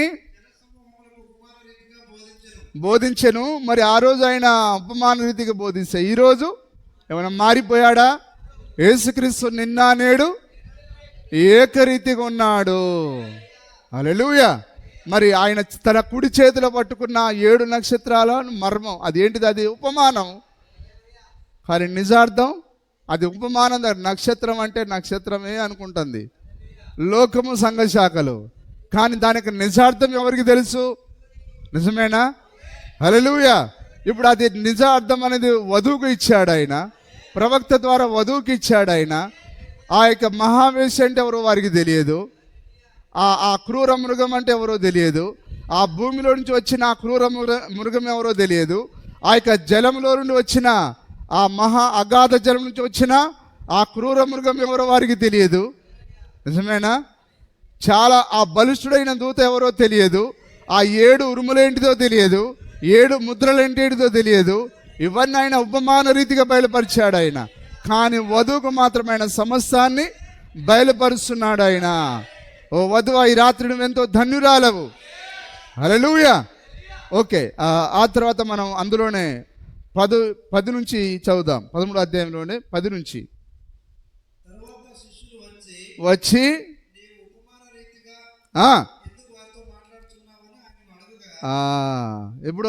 ఇప్పుడు మీరైనా అడిగారా, ప్రభువా ఇంత బైబిల్ ఇది వాళ్ళకి ఎందుకు అర్థం కావట్లేదు? హల్లెలూయా. ఎందుకు మాట్లాడుచున్నావని అడుగగా వారితో ఇట్లనేను, మీకు అనుగ్రహింపబడి ఉన్నది కానీ ఎవరు వాళ్ళు మీకంటే ఎన్నిక చేయబడిన వారు, ముందుగానే జగత్ పునాది వేయబడక ముందే దేవుని దగ్గర నేర్చుకోవాలనే మనసు కలిగిన వారు. ఓరా నువ్వేంద్ర నాకు చెప్పేది అనే ఆ గర్విష్ఠుల దేవుడు బయలుపరచుకోడు. కానీ ఎవరైతే నేర్చుకోవాలి, ఈ వాక్యం యొక్క అర్థం ఏంటిది అసలు అని ఎవరైతే తగ్గించుకొని నేర్చుకుంటారో, ఎక్కడ నేర్చుకోవాలి? దేవుని పాదాల దగ్గర. ప్రభువా, మరి తండ్రి కుమార నామమున నీవు చెప్పావు, కానీ నీ శిష్యులు మాత్రం యేసుక్రీస్తు నామములో ఇచ్చారు. ప్రభువా, నాకు నిజంగా యథార్థంగా ఉండాలని నాకు ఆశ ఉన్నది. ప్రభువా, ఈ వాక్యం యొక్క బయలుపాటు నాకు ఇవ్వవని వీళ్ళు తగ్గించుకొని, ఒకవేళ ఆ దేవుని దగ్గర అడిగితే దేవుడు బయలుపరచడా? అక్షరాల బయలుపరుస్తాడు ఆయన. సంగమా వినండి జాగ్రత్తగా. కానీ వాళ్ళు తమను తాము తగ్గించుకొని దేవుని దగ్గర, మాకు తెలుసు ఇంకా మేము అడిగేదానికి ఏముంది అని వారు గర్వించడం ద్వారా. కానీ ఆయన అన్నాడు, నా ఎద్దుకు వచ్చువని నేను ఎంత మాత్రమును త్రోసివేయను. అంటే దాని అర్థం నేను బయలుపరుస్తాను. అంటే వారికి ఎందుకు బయలుపరచలేదు ఆయన? వారు తమను తాము తగ్గించుకొని ఇంకా రాలేకపోతున్నారు. అందుకొరకే దేవుడు వారికి బయలుపరచట్లేడు. వారు ఉపమానంగానే చూస్తున్నారు, కానీ ఆ ఉపమానం తగ్గించుకున్న వధువుకు బయలుపరుస్తున్నాడు ఆయన. తనను తాను తగ్గించుకునేవాడు హెచ్చింపబడును. ఎక్కడి వరకు? తండ్రి యొక్క కుడిపార్శ్వం వరకు. మనం ఎక్కడికి హెచ్చింపబడ్డాం? పరలోకానికి హెచ్చింపబడ్డాం. మన ప్రియుడు తన్ను తాను తగ్గించుకున్నాడు. ఆయన నేల మట్టుకు తగ్గించుకున్నాడు. ఆయన వంగి పాపుల యొక్క పాదాలు కడిగాడు. ఆయన ఎక్కడ వరకు హెచ్చింపబడ్డాడు? ఆయన అత్యున్నతమైన సింహాసనం పైకి ఆయన హెచ్చింపబడ్డాడు. ఆయన వధువు తగ్గించుకోవడం ఎంతో ధన్యత ఉన్నది. తగ్గించుకోవడం ద్వారా నీకు సింహాసనం ఇస్తాడు ఆయన. ఎక్కడికి తగ్గించుకోవాలి? దేవుని వాక్యానికి. నేనేందట వర్తమానం అయితే నేను సాగిలపడాలా, నేనేమైనా సల్యూట్ చేయాలా? పాస్టర్ అయితే ఏందట గర్విష్టోడా. అట్లా నువ్వు తలంచినప్పుడు నువ్వు నాశనానికి దగ్గరలో ఉన్నావు. సంఘ పెద్ద అయితే ఆయనకు మేము గౌరవం ఇవ్వాలా? ఇయ్యమని నువ్వెవడు అనుకోవడానికి, ఇయ్యాలా ఇయ్యకూడదని ప్రవక్త చెప్పాడు. హల్లెలూయా. వారు కూడా దేవుని దాసులు, వారు చెప్పేది వినండి. హల్లెలూయా. దేవుడు తనకును తన దాసులకు గౌరవమును కోరుతున్నాడు ఆయన. కాబట్టి నీ సొంత పుర్రెలో పుట్టిన దాని ప్రకారం పోయావా, పోతావు, గోతిలోడికి పోతావు. కానీ దేవుని ఉద్దేశ ప్రకారంగా తగ్గించుకోవడం అంటే అర్థం ఏంటిది? వర్తమానానికి లోబడడం, వాక్యానికి లోబడడం, అదే తగ్గింపై ఉన్నది. హల్లెలూయా. అర్థం చేసుకుంటున్నారా? సరే, ఇంకొక 10 నిమిషాలు. ఓకే, చదవండి సార్. యేసు ఇట్లనెను,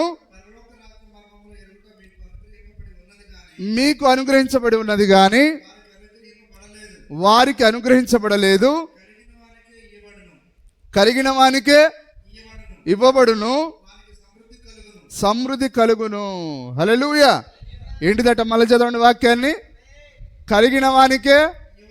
అది ఇప్పుడు మనకి ఏం కలిగింది? అపోస్తల కార్యములు 2:38 మనం కలిగి ఉన్నాం. ఇప్పుడు కలిగిన వానికే మళ్ళా ఇస్తా అంటున్నాడు ఆయన. నిజమేనా? అందుకొరకే ప్రకటన గ్రంథంలో ఉండే ప్రతి మర్మం ఆయన అందరికి ఇవ్వట్లేడు, కానీ ఎవరైతే ఈ నామాన్ని కలిగి ఉన్నారో వారికి మాత్రమే ఇస్తున్నాడు ఆయన. హల్లెలూయా. ఒకవేళ నువ్వు ఈ నామాన్ని కలిగి లేకపోతే నీకు ఏది కూడా నువ్వు కలిగి లేవు. ఇప్పుడు అదే నా వాక్యంలో చెప్పబడుతున్నది, కలిగిన వానికే ఇవ్వబడును. హల్లెలూయా. మీరు అర్థం చేసుకోవట్లేరని నాకు తెలుసు, కానీ చేసుకోండి అర్థాన్ని. దేవుని నామానికి మహిమ కలుగును గాక. కలిగిన వానికే ఇవ్వబడును. ఏం సమృద్ధి సార్? డినామినేషన్ చెప్పినట్టుగా నీ గోధుమ పంట సమృద్ధిగా పండబోతున్నది. బిడ్డ, ఈ సంవత్సరము నువ్వు ఫలభరితమైన పంటను కోయబోచున్నావు. కుమారుడా, నీ పంట శనగ పంట సమృద్ధిగా పండబోతున్నది. అదేనా? ఆ పంట గురించా? సమృద్ధి అంటే డబ్బుని గురించే, క్యాషా? ఈ సంవత్సరంలో దేవుడు నిన్ను అత్యధికంగా దీవించబోతున్నాడు. కుమారి, నీవు తోకగా ఉండవు, తలగా ఉండబోతున్నావు. అదే ఏంటిది సమృద్ధి? అదే వాక్యం యొక్క సమృద్ధి. హల్లెలూయా. అదే దేవుడు మనలో నింపిన ఉత్తేజం అది. హల్లెలూయా. ఇయ్యబడును, సమృద్ధి కలుగును. అది ఇక నువ్వు ఆ నామాన్ని కలిగి లేకపోతే నీ దగ్గర ఉన్నదంతా లాగేస్తాడు ఆయన. నీకు ఏది కూడా ఇవ్వడు ఆయన. అందుకొరకే సంఘ శాఖలకు అసలు వాక్యమే లేదు. ఇక వాక్యం లేదు కాబట్టి ఇప్పుడు వాళ్ళు దేనితో సర్దుకుంటున్నారు? క్రిస్మస్ పండుగ వెళ్ళిపోతే మళ్ళా ఈస్టర్ కొరకు, ఈస్టర్ వెళ్ళిపోయిందంటే మళ్ళా గుడ్ ఫ్రైడేనా, మళ్ళీ క్రిస్మస్ కొరకు. ఇక పండగ నుండి పండగకే వారికి అదే మిగిలింది చివరికి. ఎందుకంటే ఆయన ఏమీ లేదు కాబట్టి వాళ్ళకి వాక్యం ఇవ్వకుండా ఆయన ప్రతిదీ మళ్ళీ ఎడిక్కి తీసుకున్నాడు ఆయన. హల్లెలూయా. ఇయ్యబడును, సమృద్ధి కలుగును, కలిగినది తీసివేయబడును. వింటున్నారా సార్? అందుకొరకు చాలామంది డినామినేషన్లో బ్యాప్టిజం పొందారు, చాలామంది తిరిగి లోకంలో కలిసిపోయారు. అలాగని ఈరోజు డినామినేషన్ పోయే వాళ్లకు అసలు వాక్యంతో అసలు సంతృప్తి ఉందంటారా? వారు పెళ్లిళ్ళ దగ్గర తమ కుమారులకు పెళ్లిళ్ళు సరిగా చేయరు, కుమార్తెలకు పెళ్లిళ్ళు సరిగా చేయరు. ఎందుకు? వాక్య బయలుపాటు దేవుడు ఎడిక్కి తీసుకున్నాడు. వారి దగ్గర ఏమీ లేదండి. హల్లెలూయా. వింటున్నారు అందరూ? వాక్యమేనా ఇది? దేవుడు వారికి అసలు వాక్యమే బయలుపరచట్లేడు ఆయన. అందుకొరకు ఈరోజు సంఘ శాఖలు వాక్యంతో నిలబడట్లేవు. అది సాధ్యపడేది కాదు. భార్యలను తన సొంత శరీరములే ప్రేమించని భ్రష్టుడు కూడా పరలోకానికి పోడండి. భార్యాభర్తలు సమాధానంగా లేకుండా పరలోకానికి పోవడం అసాధ్యం. హల్లెలూయా. అందుకొరకే సంఘ శాఖలు ఆయనతో సమాధానంగా లేవు కాబట్టి ఆయన వాటికి ఆయన విడాకులు ఇచ్చేసాడు ఆయన. హల్లెలూయా. ఒక సైడే కాదు చూసేది, నాణానికి 2 వైపులు ఉంటాయి. నువ్వు ఏ వస్తువునైనా పలచగోస్తే దానికి 2 పక్కల ఉంటుంది. కాబట్టి కేవలం నీ భార్య వైపే కాదు నువ్వు చూసేది, నీ వైపు కూడా చూడాలి. నువ్వెంత ప్రేమిస్తున్నావు, ఆమె లోబడిన సంగతి తర్వాత పెట్టేయి, కానీ నువ్వెంత ప్రేమిస్తున్నావు, నువ్వెంత వాక్యానికి లోబడుతున్నావు. ప్రేమించమని చెప్పింది నీ పాస్టర్ కాదు, దేవుడు చెప్పాడు. హల్లెలూయా. తల్లిదండ్రులకు లోబడమని చెప్పింది నీ పాస్టర్ కాదు, దేవుడు చెప్పాడు. భార్యలారా మీ భర్తలకు లోబడు అని చెప్పింది పౌలు గారు కాదు, దేవుడు చెప్పాడు. అది దేవుని ఉద్దేశం అది. నీవు లోబడినప్పుడే, నువ్వు తగ్గించుకున్నప్పుడే, లోబడడం అంటే తగ్గించుకోవడం, అప్పుడే నువ్వు ఎక్కడికి హెచ్చింపబడతావు? పరలోకానికి హెచ్చింపబడతావు. నిజమేనా? కాబట్టి అలాంటి వారు ఎవరున్నారో నాకు తెలియదు. నేను ఇల్లు తిరిగి ఏ భార్యాభర్తలు ఎట్లుంటున్నారనేది నా పని కాదు. అది వాక్యం చెప్పడం నా పని. కానీ వాక్యానికి జీవించడం అనేది అది మీ పని. అది హల్లెలూయా. కాబట్టి మరణమా జీవం అనేది మీ చేతిలో ఉన్నది. దేవుడు ఆదాముకు ఒక్కసారి దేవుడైనా మన మధ్యలో శరీరధారిగా ఉంటే ఆయన ఏం చెప్తాడు? కుమారుడా, ఇదే వాక్యమేగా. ఇల్లు తిరిగి నేను వస్తా, జాగ్రత్త, నీ భార్యను కసిరించుకున్నావా బిడ్డ, నేను వచ్చి ఒక్కడే పీకుతాను అనడా ఆయన. ఇదిగో ఇది వాక్యం. నిజమేనా? హల్లెలూయా. ఆ రోజు ఆదాము తన సొంత పోలికలో చేశాడు. ఆయన తన పరిశుద్ధుడైన కుమారునికే బిడ్డ ఇదిగో జాగ్రత్త అని చెప్పి వెళ్ళిపోయాడు. ఆయన మాటికి వచ్చి, ఏమిరా ఆదాము, చెట్టు దగ్గరే ఉన్నావా? ఏం బయటికి పోయినట్టు తెలిసింది? లేదు డాడీ, ఇక్కడే ఉన్నా, నువ్వే చూస్తున్నావుగా అని పదే అడగడు ఆయన. ఒక్కసారి చెప్పాడు. నిర్ణయం నీదే.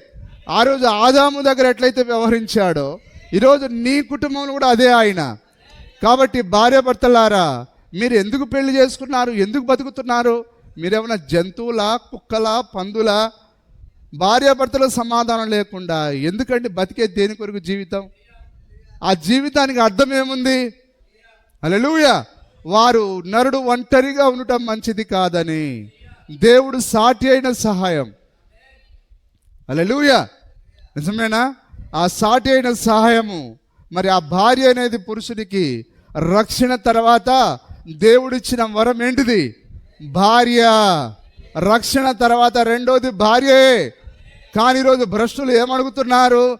ఏమిచ్చాడు మీ నాన్న? కట్నం ఇచ్చాడా? ఎవడ్రా నువ్వు సైతాన్గా? కట్నం కావాలరా నీకు?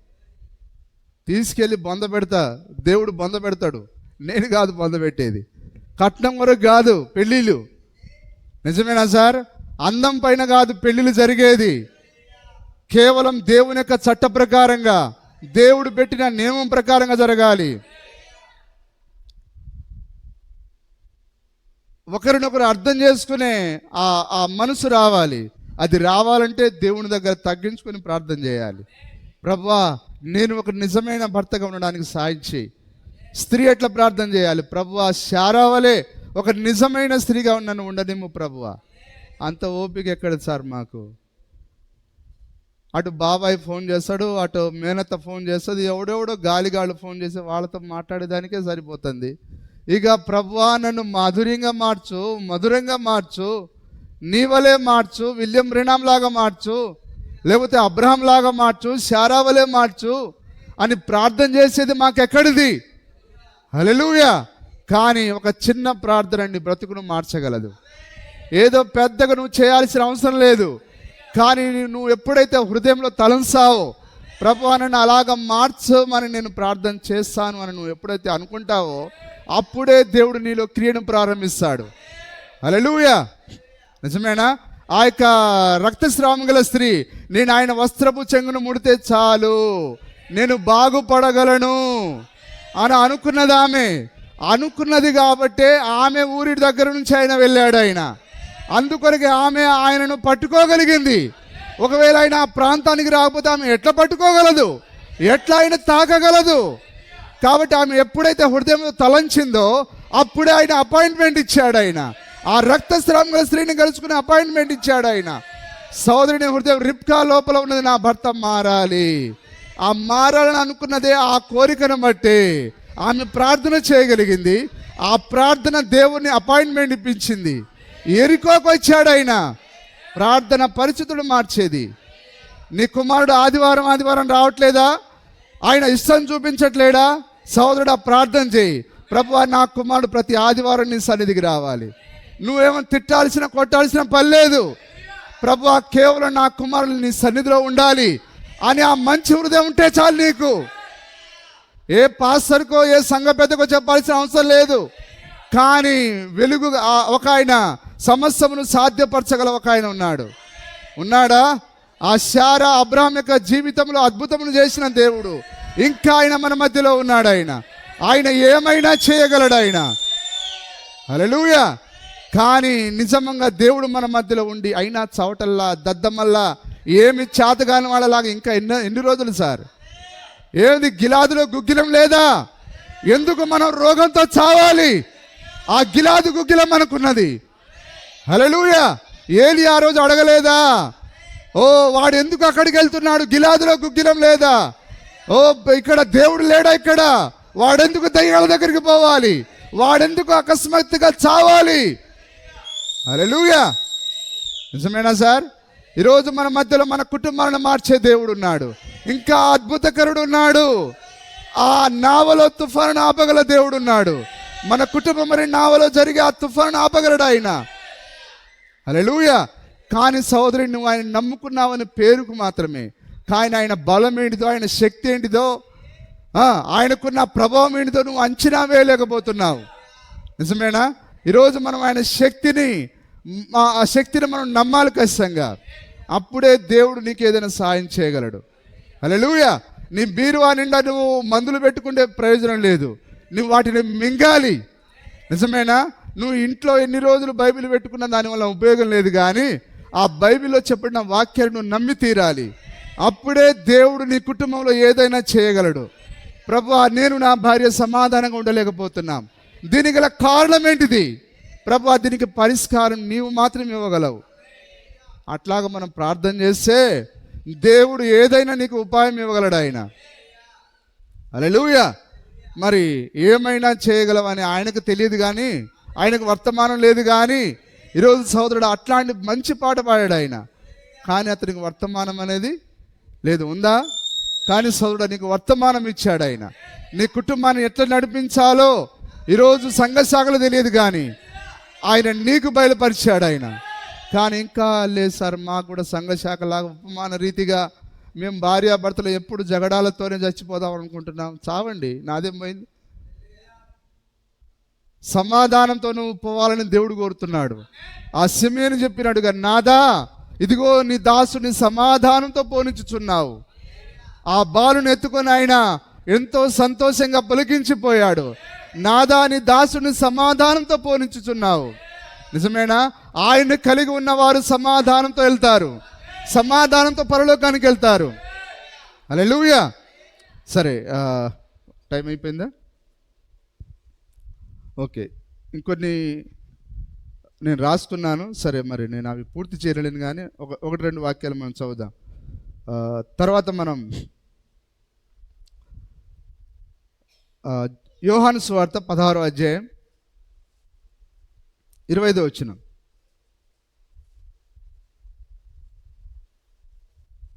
యోహాను సువార్త 16:25. గూఢార్థంగా మీతో చెప్పి తిని, అయితే హల్లెలూయా. ఇప్పుడు ఆయన శరీరంలో ఉన్నాడు కాబట్టి గూఢార్థంగా మాట్లాడుతున్నాడు ఆయన. కానీ ఆ గూఢార్థాలను చెప్పే ఒక ఆయన వస్తున్నాడు, ఆయనే పరిశుద్ధాత్మ. ఇప్పుడు నేను గూఢార్థంగా మాట్లాడుతున్నాను, కానీ ఒక దినాన నేను ఈ గూఢార్థాలకు మరలా వాటి యొక్క అర్థాలను చెప్పబోతున్నాను. హల్లెలూయా. ఇప్పుడు ఇది ఏ కాలం? ఇది నిజమేనా? ఆ వాక్య బయలుపాటు కాలం ఇది. ఇది పరిశుద్ధాత్మిక కాలం. ఇది తన వధువుకైన సమస్తాన్ని బయలుపరుస్తున్నాడు ఆయన. ఈరోజు వాక్యము బైబిల్లోనే లేదు, కానీ ఈరోజు వాక్యము తన కుమారులలో కుమార్తెలలో శరీరాన్ని రూపుదాలుస్తున్నది. వాక్యము శరీరధారిగా మారుతున్నది. ఆ రోజు వాక్యము పరలోకంలో ఉన్నది, ఆ వాక్యము దిగి వచ్చి శరీరంగా మారింది. ఇప్పుడు మరలా అది పరలోకానికి వెళ్ళిపోయి మరలా అది పరిశుద్ధాత్మగా వచ్చి, హల్లెలూయా, మరలా అది తన కుమారులలో కుమార్తెలలో వాక్యముగా శరీర రూపు దాల్చేదానికి ఇప్పుడు ఆయన ఉన్నాడా? ఎక్కడున్నాడు ఆయన? తన కుమారులలో కుమార్తెలలో ఆయన వాక్య రూపాన్ని దాలుస్తూ ఉన్నాడు ఆయన. హల్లెలూయా. చెప్పి తిని, అయితే మాటలాడక. తండ్రి అంటే ఎవరో కాదు సార్, వాక్యమే. తండ్రి అంటే వాక్యమే. ఈరోజు మనకు గూఢార్థంగా లేదు, కానీ ప్రతిదీ రివీల్ చేయబడింది. ప్రతిదీ దేవుడు మనకు రెవల్యూషన్ ఇచ్చాడు ఆయన. ప్రతిదీ ఆయన బయలుపరిచాడు. ఆయన ఏదైనా మరుగైనది ఏదైనా ఉన్నదా, ప్రతిదీ బయలుపరిచాడు ఆయన. హల్లెలూయా. ఆ దినమందు అడుగుదురు గాని చెప్పుటలేదు, ప్రేమించి నమ్మితిరి గనుక తండ్రి తానే మిమ్మల్ని ప్రేమించుచున్నాడు. వచ్చి ఉన్నాను, విడిచి ఆయన ఆ యొక్క తండ్రి స్థానం, ఆత్మస్థానం నుంచి వచ్చాడు ఆయన. మరలా ఆత్మస్థానానికి వెళ్ళాడు ఆయన, లేదా ఆ యొక్క అగ్నిస్థానానికి వెళ్ళాడు ఆయన. ఆ యొక్క అగ్నిస్తంభంగా మారాడు ఆయన, మేఘస్తంభంగా మారాడు ఆయన. శిష్యులు ఇదిగో గూఢార్థంగా ఏమీ చెప్పక స్పష్టంగా మాట్లాడుతున్నావు.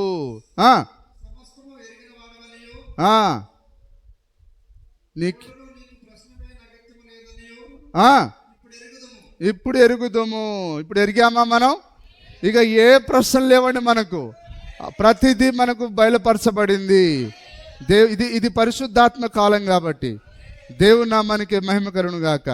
సరే, తర్వాత మనం ఇంకొక వాక్యం చూద్దాం. మార్క్స్ సువార్త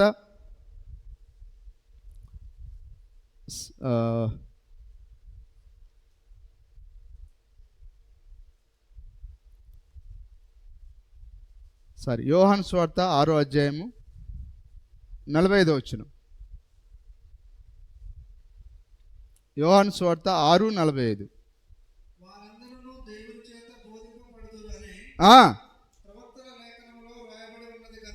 అది ప్రవక్తలు ప్రవచించింది, చెప్పింది ఏమైనా నిరర్థకం అవుతుందా? కాబట్టి ఆ ముందుగా నిర్ణయించబడిన వారు, ముందుగా ఎన్నిక చేయబడిన వారు, వెలుపల నుండి వారు కాదు కానీ ఎన్నిక చేయబడిన వారు. హల్లెలూయా.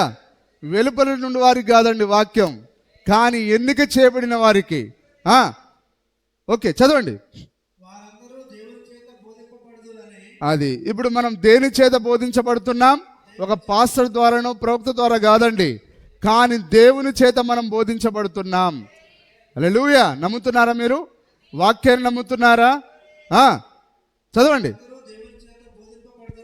బోధింపబడుదురని రాయబడి ఉన్నది గనుక తండ్రి వలన విని. Glory glory. హల్లెలూయా. ఇప్పుడు మనకు బోధించేది ఎవరో కాదండి, పరిశుద్ధాత్ముడే. తండ్రి అనగా పరిశుద్ధాత్ముడే. హల్లెలూయా. తండ్రి అంటే ఎవరు? పరిశుద్ధాత్ముడు. యేసుక్రీస్తు యొక్క తండ్రి ఎవరు? పరిశుద్ధాత్మ. పరిశుద్ధాత్మ మరియా గర్భమును ధరించింది.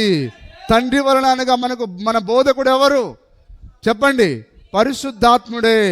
అందుకొరకే మనకు ఏ బైబిల్ కళాశాలలో వాక్యం అర్థం కాదండి, కేవలము మన తండ్రియే మనకు బయలుపరచాలి, తండ్రియే వాక్యాన్ని బోధించాలి. ఎందుకనగా వాక్యాన్ని ఆయన తన మనసులో అనుకున్నది ఎవరు? తండ్రి అయిన దేవుడు. ఓకే. ప్రతివాడును నా యొద్దకు వచ్చును, దేవుని యొద్ద నుంచి వచ్చిన వాడు తప్ప తండ్రిని చూచి ఉండలేదు. ఈయనే తండ్రిని చూచి ఉన్నవాడు, విశ్వసించువాడు నిత్య జీవం గలవాడు. జీవాహారము నేనే. 44 వచనం చదవండి దయచేసి. 44.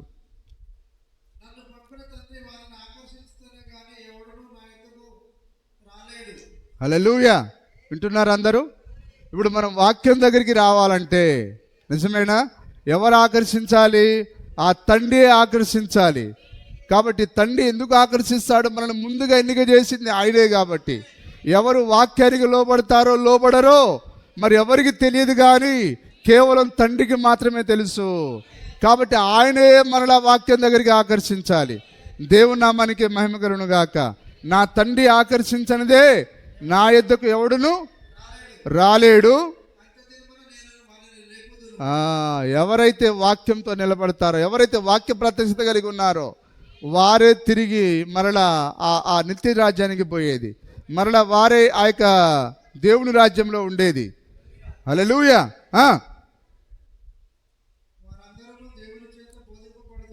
బోధింపబడుదురని రాయబడి ఉన్నది కనుక అది తండ్రి వలన విని నేర్చుకున్న వారు. కాబట్టి ఈరోజు మనం వర్తమానంలో ఉండాలంటే అంత సామాన్యమైన కార్యం కాదు ఇది. కాబట్టి ఈరోజు మనం పరిశుద్ధాత్మ చేత బోధించబడుతున్నాం. సంగమా, మీరందరూ నమ్ముతున్నారా? మీరు వాక్యాన్ని నన్ను నమ్మాలని నేను బలంగా నమ్ముతున్నాను, బలంగా నేను కోరుకుంటున్నాను. మనమందరం వాక్యం పైన ఆధారపడాలి. వారం మాట్లాడేది నీ పాస్టర్ కాదు, కానీ ప్రభువా నీవే నాతో మాట్లాడుతున్నావు. అలాగ నువ్వు ఒకవేళ నమ్మకపోతే ఏదో ఒక రోజు నువ్వు నీ జీవితంలో ఎనిక్కి జారిపోతావు, లోకంలో కలిసిపోతావు. కానీ వాక్యం పైన నువ్వు పూర్తిగా బెండ్ అవ్వాలి, వాక్యం పైన నువ్వు పూర్తిగా ఆనుకోవాలి. ఎందుకని మన విశ్రాంతి స్థలం ఏదనగా దేవుడే, దేవుని వాక్యమే మన విశ్రాంతి స్థలం. కానీ సంఘ శాఖలకు ఆ శవంతుడే వాళ్ళకు అర్థం కాక విశ్రాంతి దినం అంటే శనివారం కాదండి, శనివారం ఆదివారం కాదు మన విశ్రాంతి స్థలం. మా దేవుడే తరతరములుగా ప్రభువా నీవే మా నివాస స్థలము. దావీదు అన్నాడు, తరతరములుగా ప్రభువా నీవే మా నివాస స్థలము. వధువు యొక్క విశ్రాంతి స్థలం ఏది? ఓ వరుణ్ యొక్క విశ్రాంతి స్థలం ఏది? నీ విశ్రాంతి స్థలం నీ ప్రియుడు, నీ ప్రియుని యొక్క విశ్రాంతి స్థలం నీవు. హల్లెలూయా. ఎందుకనగా మీరిద్దరు ఒకరినొకరు భార్యాభర్తలై ఉన్నారు. నిజమేనా? ఎంత అద్భుతంగా ఉన్నది చూడండి వాక్యం.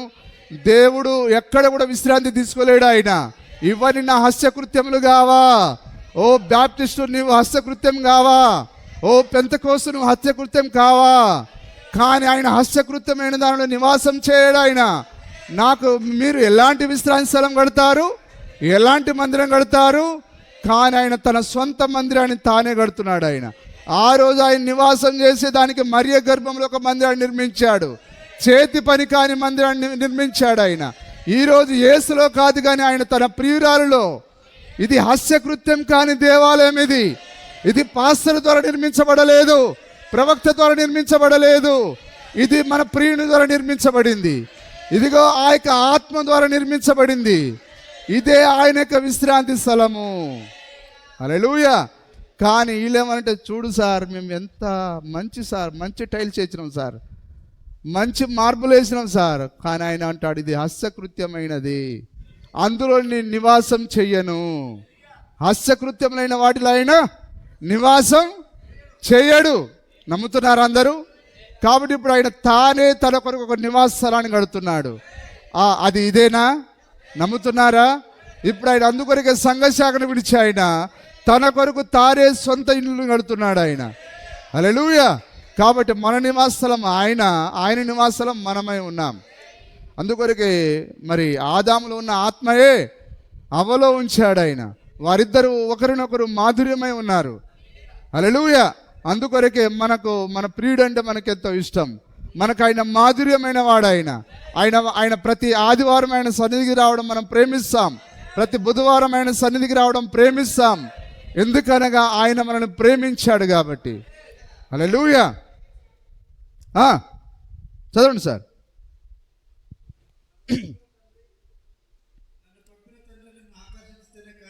ఆకర్షిస్తేనే కానీ రాలేడు, లేపుదును.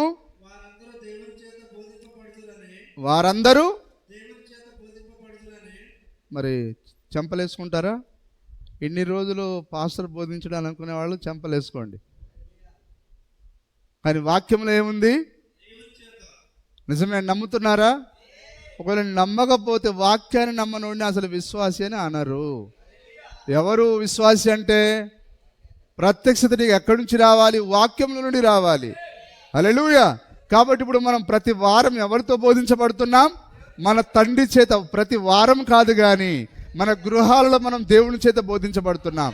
మనం పనిచేస్తున్న దగ్గర దేవుని చేత బోధించబడుతున్నాం. పరిశుద్ధాత్ముడే మన బోధకుడై ఉన్నాడు. హల్లెలూయా. బోధింపబడుదురని ఏ ప్రవక్త? యెషయా ప్రవక్త రాశాడు దానిని. నిజమేనా? మరి దేవుని బిడ్డలందరూ దేవుని చేత బోధించబడతారని. అందుకొరకే మనకు ఏ బైబిల్ ట్రైనింగ్ లేకపోయినా బైబిల్ ట్రైనింగ్ నడిపేది ఎవరు? మానవుల ద్వారా నడపబడుతున్నాయి. కానీ దేవుడు తన బిడ్డలను మానవుల దగ్గర ట్రైనింగ్ తీసుకోవాలని కోరట్లేడు ఆయన. కానీ తన బిడ్డలకు తానే బోధకుడై ఉన్నాడు, తానే ట్రైనింగ్ కళాశాల అయి ఉన్నాడు. నా గొర్రెలు నా స్వరం వినును, అవి నన్ను వెంబడించును. ఆయన నీకు బోధించాడు కాబట్టి సోదరి స్త్రీలు ప్రసంగం చేయకూడదని మన స్త్రీలకు తేటగా అర్థమైంది. ఆయన బోధిస్తున్నాడు కాబట్టి స్త్రీలు ఎంట్రికలు కట్ చేయకూడదనంటే దేవుడు బోధిస్తేనే అర్థమవుతుంది. వాక్యానికి మరలా వాక్యం దేవుడే వచ్చి నీ లోపల గ్రహింపునివ్వాలి. హల్లెలూయా. ఇదంతా ఏమో సార్, అంతా సంఘానికి వస్తున్నాం పోతున్నాం, మరి దేవుడు మాతో ఉన్నాడా లేడా? అయితే ఈరోజు నమ్ము సహోదరుడా, నేను ఇంతకాలం నడిపించింది ఆ గొప్ప దేవుడే, ఆ పరిశుద్ధాత్ముడే. నువ్వు ఒంటరిగా నడవట్లేవు. ఆయన అన్నాడు, నేను విడవను ఎడబాయను. ఎప్పటి వరకు? నిన్ను ఆయన మహిమలో చేర్చుకునేంత వరకు. ఆయన నిన్ను తన యొక్క మహిమలో చేర్చుకునేంత వరకు నిన్ను విడవడు ఎడబాయడు. ఆయన మాట ఇచ్చాడంటే దానికి లోబడతాడు ఆయన. హల్లెలూయా. ఉన్నాడా? ఆయన నీతోనే ఉన్నాడా? ఆయన మనతోనే ఉన్నాడా? మన మధ్యలోనే ఉన్నాడా? అక్షరాల ఉన్నాడు ఆయన. ఆయనే మనని ఇంతకాలం నడిపించింది, ఆ రాబోయే యుగంలో నడిపించేది కూడా ఆయనే. హల్లెలూయా.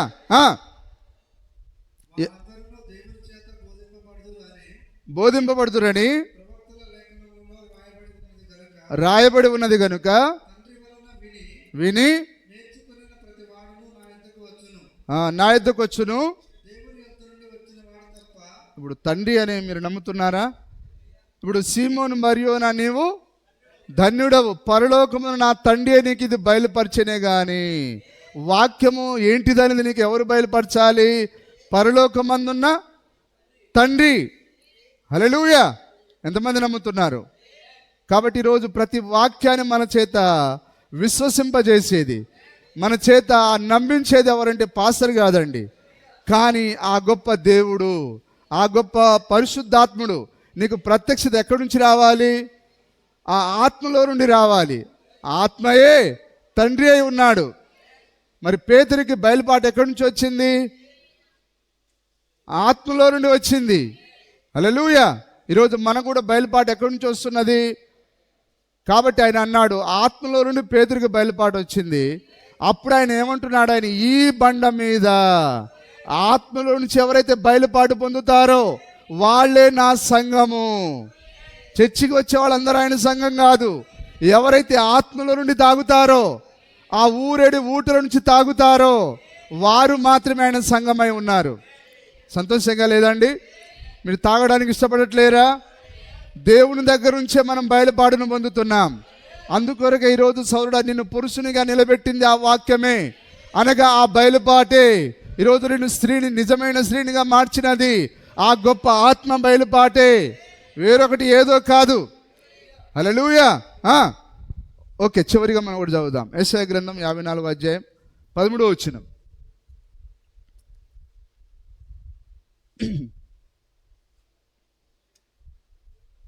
ఆ 54:13 చదువుతున్నారా?